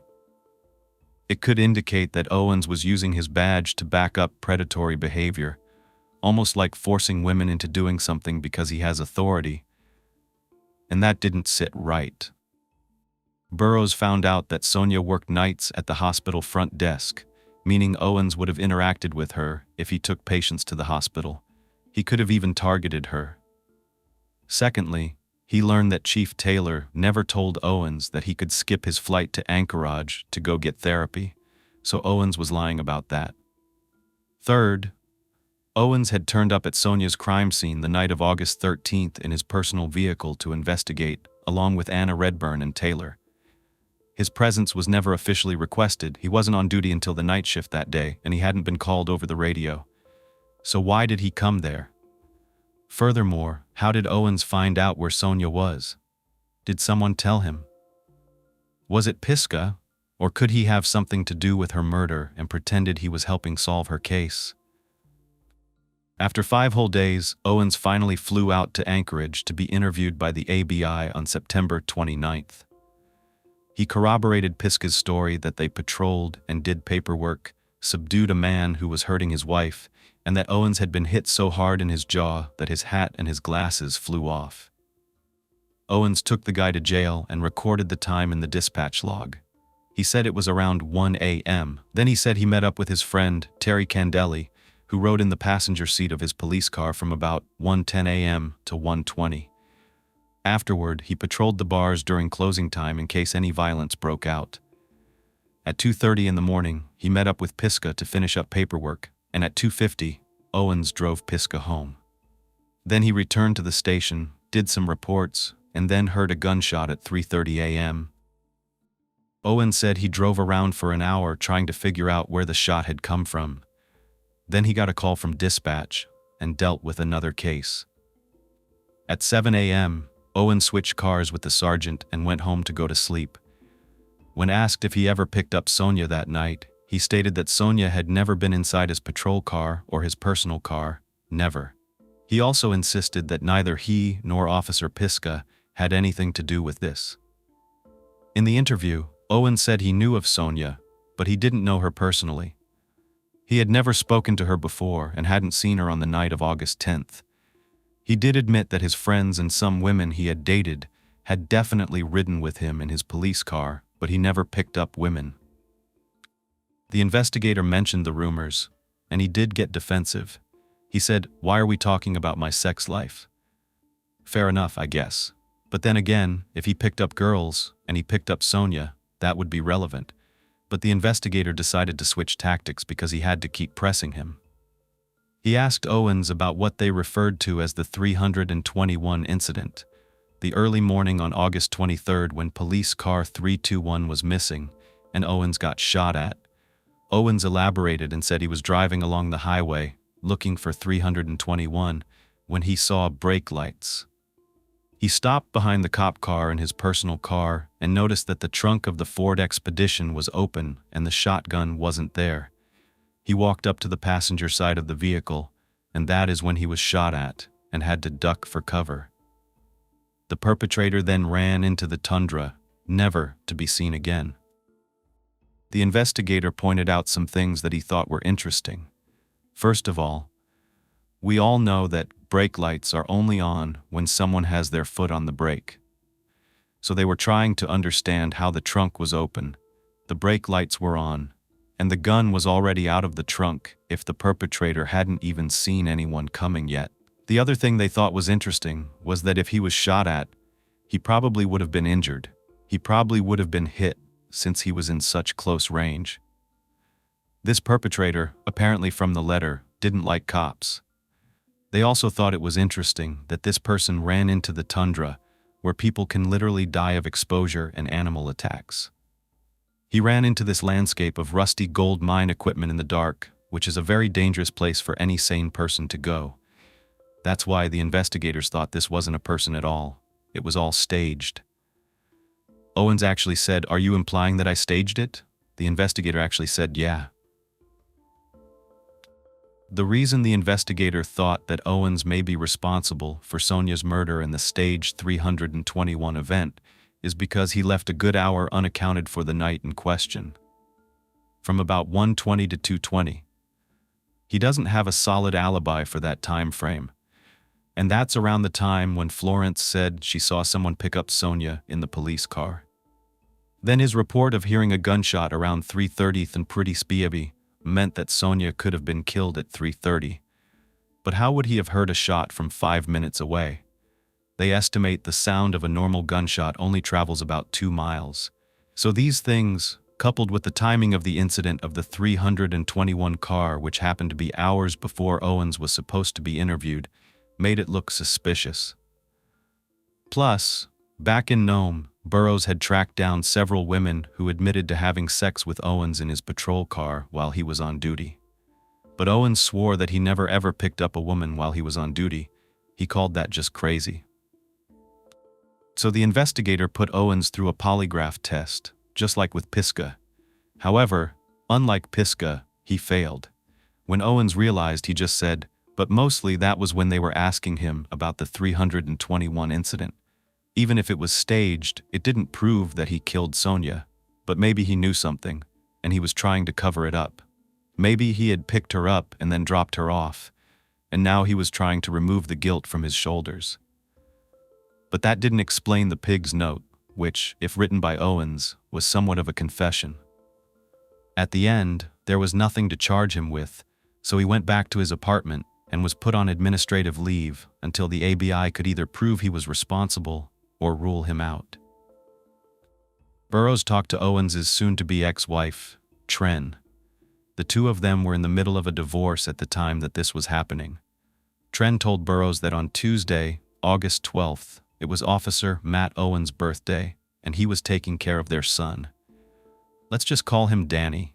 Matt called Tren at 4:30 p.m. Mantuo asked if he could possibly drop Danny off because there was a girl missing, and he wasn't sure if it would turn out okay.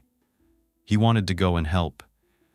Tren knew Matt's police work was very important to him, so she agreed to watch their son, even though she had to work that night as well. Now she remembers having to try to find someone to care for Danny, But here's why this information stood out.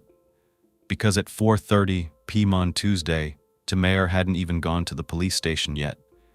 She had called, but there wouldn't have been a missing persons report filed for another 45 minutes. Tren also said that the night of September 23rd, less than a day after the 321 incident, Owens told her that the police suspected him of Sonia's murder, but that there was a note on the passenger seat that cleared him of suspicion. But nobody told him he was cleared of suspicion, and why would he be excited about being cleared? All of this seems premature, like he knows things before they happen. Could he have crafted the note to clear himself of suspicion? That's what they wondered. So Burroughs kept digging, and one woman came forward and said that she went on a date with Owens in September, and he told her about his plans to actually leave Alaska. He'd asked her to go with him, and it sounded like some kind of getaway plan. Burroughs realized he was running out of time. He needed to get Owens behind bars in case he was trying to leave the state and disappeared before they could clear him or pin this murder on him. 7 other people in Nome confirmed that Owens knew Sonia personally, even though he insisted they never spoke more than a few words at the hospital front desk. But this next piece of evidence is what really set things in motion. A local guy named Warren Little, who knew Owens from church, told Burroughs that in the days after Sonia's body was found, Matt confided in him about what happened to Sonia. Days afterward, Owens told Warren an evil guy had picked Sonia up from the side of the road using a police vehicle. As soon as she realized what his intentions were, she jumped out of the car to get away from him, and that's when he shot her with a handgun. Matt told Warren there were no signs of sexual violence and no DNA evidence found at the crime scene. Now, how did Matt know this? Because the autopsy results didn't come in until August 25th. Matt wasn't even assigned to this case. This gave Burroughs the probable cause to put out a warrant for Owens' arrest. He was actually fired on Friday, October 24th, and arrested on Saturday at 7 p.m. His arraignment was the very next day, and most of the city of Nome was there. Tom and Christina went there with a group from their town, and they of course received really cold and passive-aggressive looks and comments. Several members of Owens' church said that he could never be responsible for murder. They loved him, but they didn't know all the details of this investigation. Even Tamara didn't want to believe that Owens was responsible because cops are supposed to protect you from criminals, and if Owens was the criminal, then you can't trust these people who swore to protect you.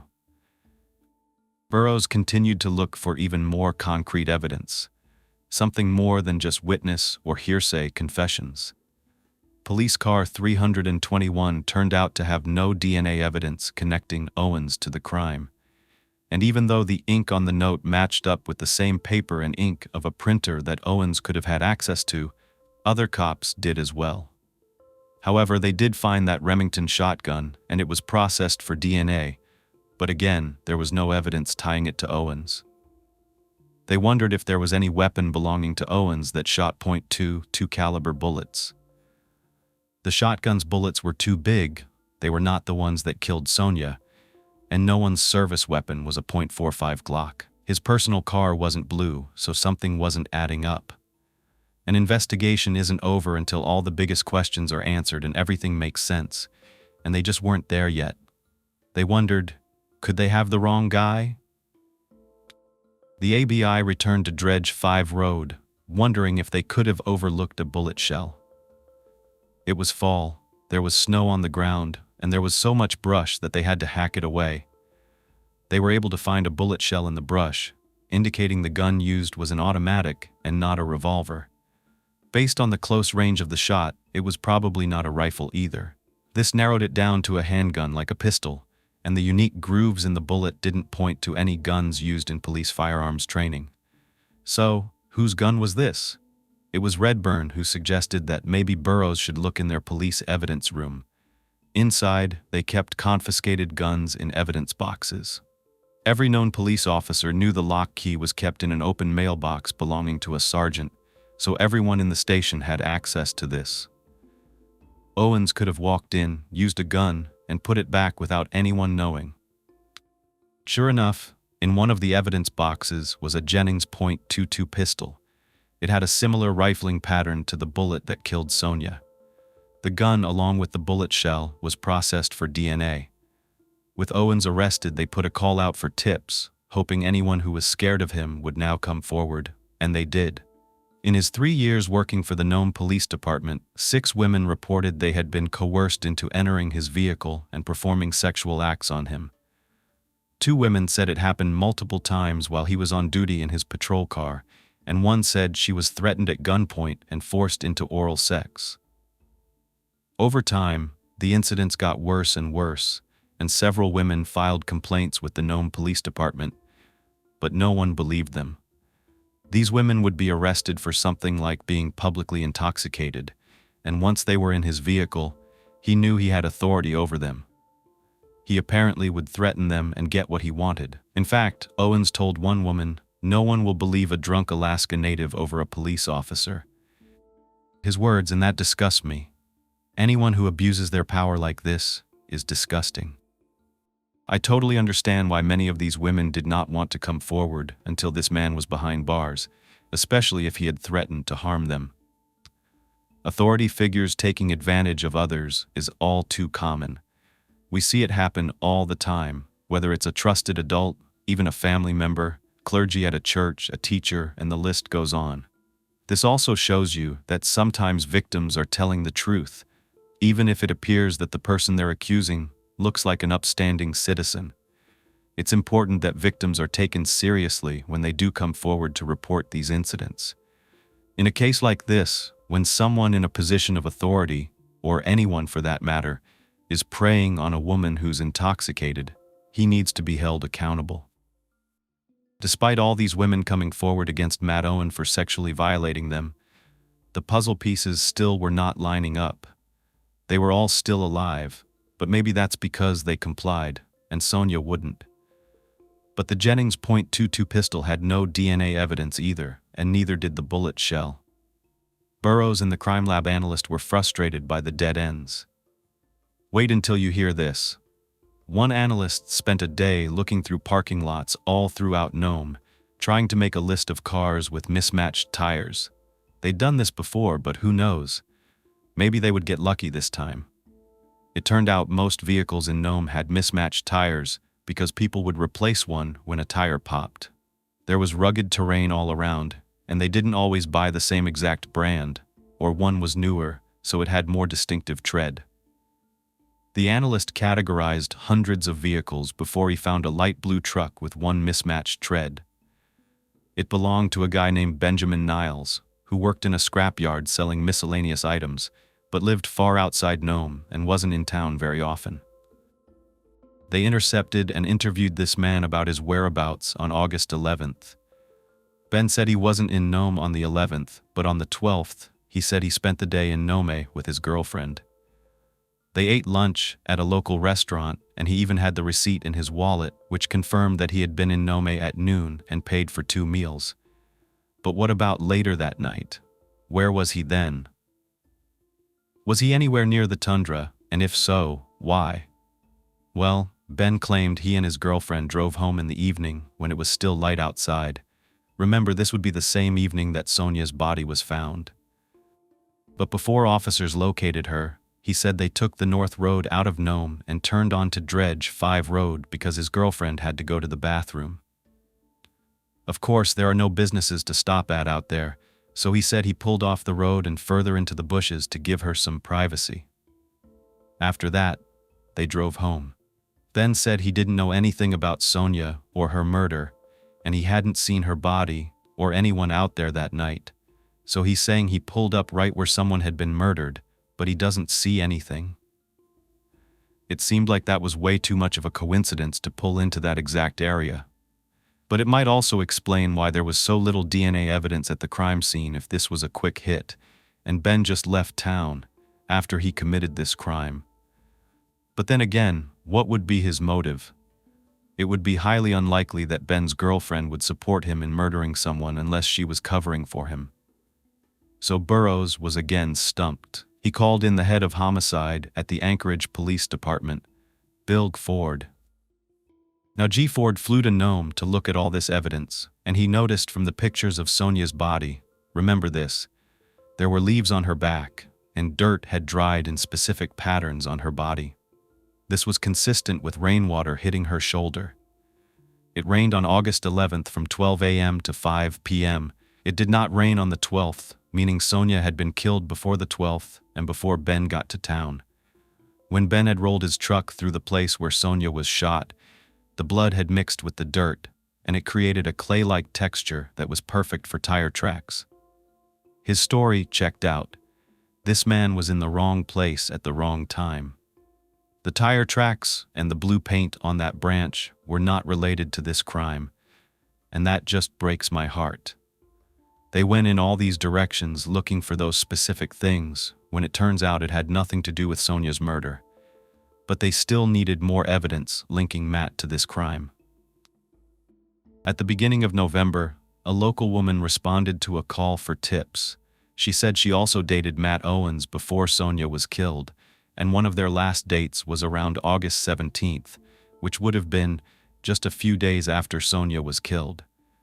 She said that Owens took her camping in the mountains in a hunting area called Coffee Creek. This is 75 miles north of Nome, and I wondered if this is the same area that Kunuk went for his hunting trip, because where he was a similar distance. This place was very popular. The tiny cabins were just off of Carrick Road. This woman that Evans took out there said that he started a fire out back, and she found it very romantic until she went to bed, and Owens didn't follow her because he was outside getting rid of some garbage, burning it.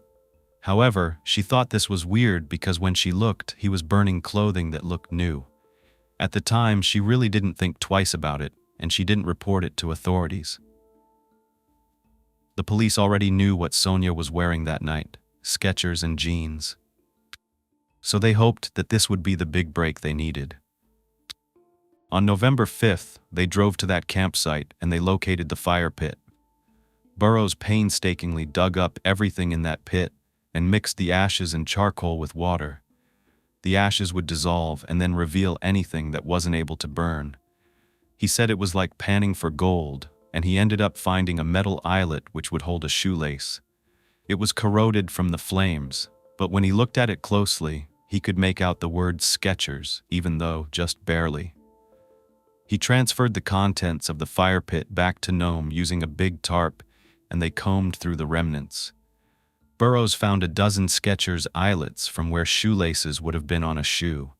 He also found metal hooks, underwire of a bra, a metal piece that attached to a belt, the metal button from a pair of Tilt brand jeans, a jean zipper, and a key ring with 4 charred keys on it. They wouldn't have found any of this if it weren't for that woman who came forward bravely with this tip. Burrough called Sonia's sister, Christina, and she asked her to identify anything she could. She said Sonia regularly wore a pair of brown Tilt brand jeans, and Tamer also confirmed that those were the branded jeans Sonia wore. Of course, she was wearing Tamer's Skechers brand shoes. But out of everything they found in that fire pit, the keys were the most incriminating piece of evidence. One of them looked similar to Sonia's apartment key, and when they made a replica and tested it, it fit inside the lock. Now it wouldn't open the door because it was damaged. However, another key fit into a P.O. box at the Nome post office, and that P.O. box belonged to Michael Owens, which is Officer Matt Owens' uncle. That was his mistake. When he was getting rid of incriminating evidence, he also burned some of his own personal belongings, maybe even by accident, and he also brought a woman out there while he did it. Burroughs and the state prosecutors were confident that they now had enough evidence to convict Matt of Sonia's murder. Alaska was one of the first states to actually abolish the death penalty, but the FBI considered charging him at the federal level so that they could still give the family that option. One of Sonia's brothers anonymously said that he wanted Owens to be electrocuted for what he had done, but Matt ended up being tried at the state level, so no death penalty. He was held at the Anvil Mountain Correctional Institution on a $500,000 bail, but he had so much support from the members of his church that he was released on house arrest after just 2 months, and that's very disheartening. Owens continued to live in his rental home in Anchorage Hillside for the next year. The home was owned by his friend Terry's wife, Charlotte Candelli. I'm saying you've heard Terry's name. This is his wife. Anchorage Hillside was one of the wealthiest areas of Nome. It had the best view, and I can't imagine what that would have been like for all the women that he hurt, as well as Sonia's friends and family, to know that Matt Owens was out of jail and just living it up. I'm sure it didn't bode well. The trial was held in Nome on January 18th of 2005. Prosecutor Rick Suby brought forward 70 witnesses, including the 3 people that Sonia passed on her way home, Rena, Lamb, and Florence. You already heard what they told police, but there were some things that kind of contradicted what they said. Florence stated that the car that picked up Sonia didn't have running boards, so it wasn't police vehicle 983 that was driven by Piscoya. But the thing was, she never mentioned that in her first statement. Rena testified that long after she saw Sonia walking home, she saw Officer Owens driving around Nome between the hours of 2:30 and 3 o'clock that morning. On the stand, she said someone was sitting in the passenger seat next to him, even though she didn't see who it was. But this contradicted her original statement. She said in 2003 that she didn't know if there was someone in the passenger seat because she was so focused on figuring out which officer was the driver. And you know, when there are contradictions or any discrepancies, the defense attorney is going to jump on it. One of the things that defense attorney James Momus argued was about the gun. He said that the Jennings .22 did not match up with the .22 caliber bullet they found, so it couldn't be the murder weapon. And as much as courts have upheld bullet station marks as concrete evidence, it's actually not an exact science, so there is room for reasonable doubt. Plus, there's also a witness that claimed he had seen Sonia alive on Monday, driving a blue pickup truck, and she sped past him. Then later that day, that's when he saw a missing persons flyer, and he was shocked because he was like, I just saw her driving a car. Then there was the owner of the post office.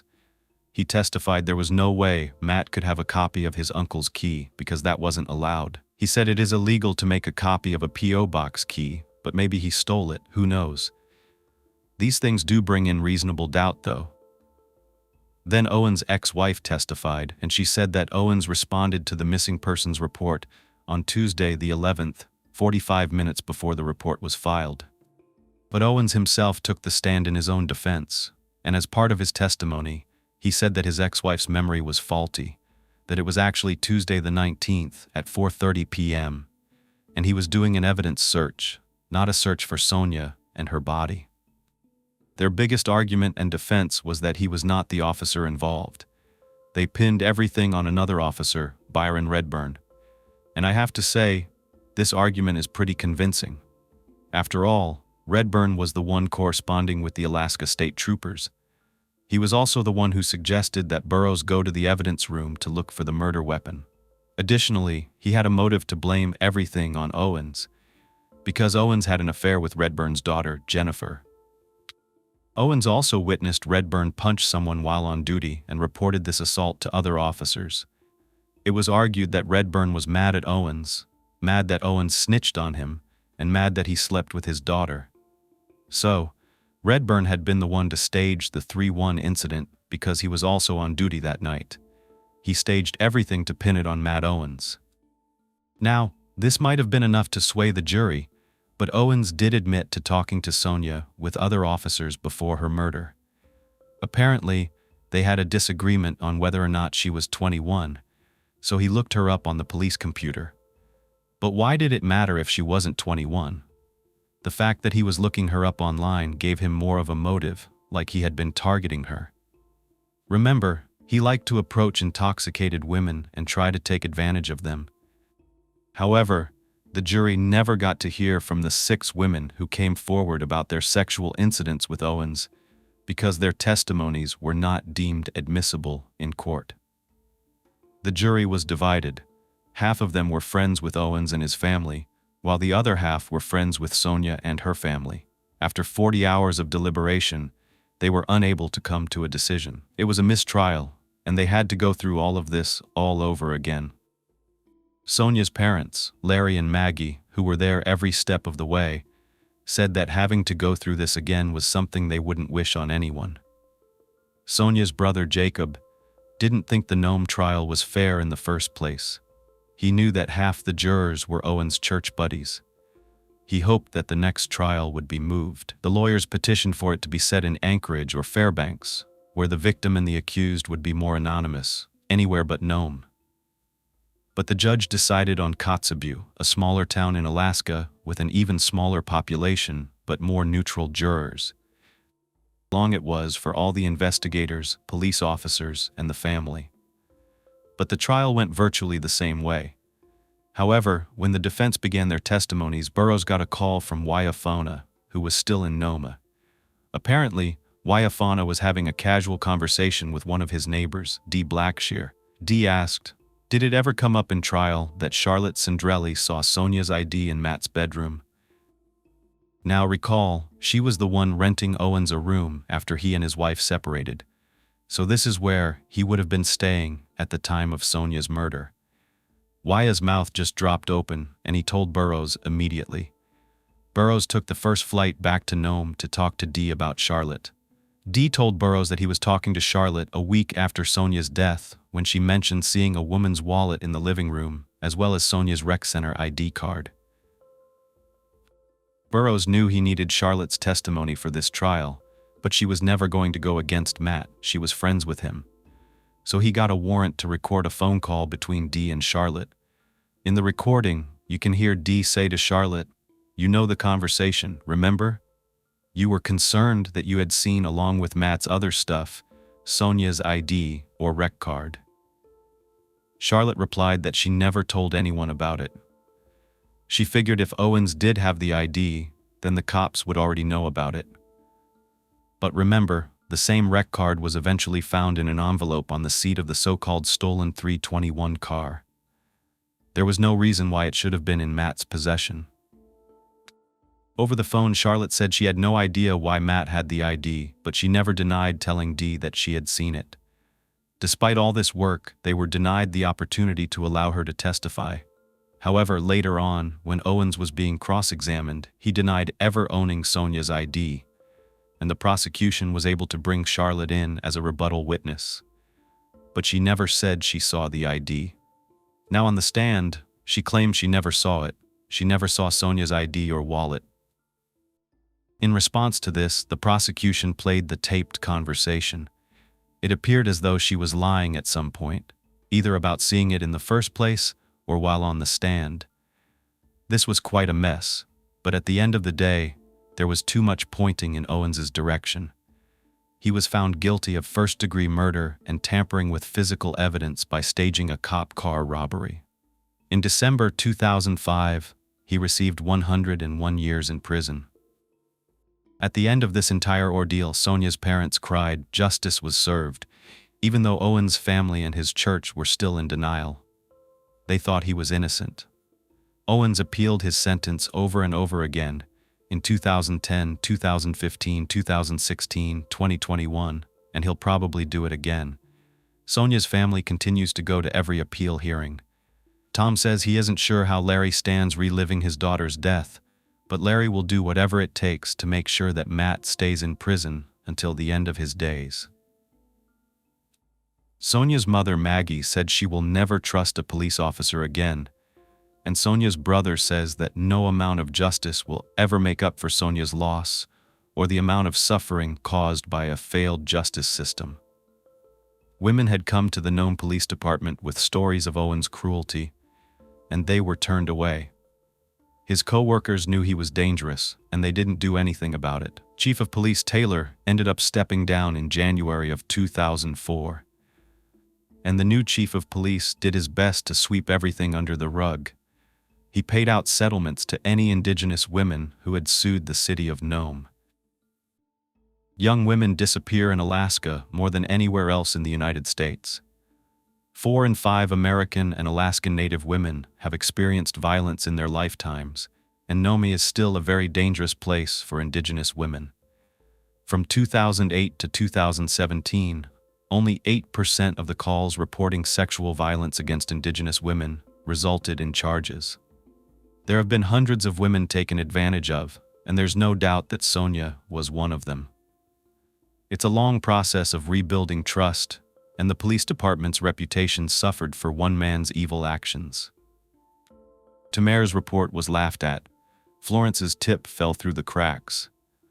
In more recent news, an officer in the Nome Police Department told dozens of women that he was working on their cases, including a 911 dispatcher herself, and then he never provided them with case numbers. Despite all this, the department is still trying to improve. It hired more officers and even a native victim advocate in 2007.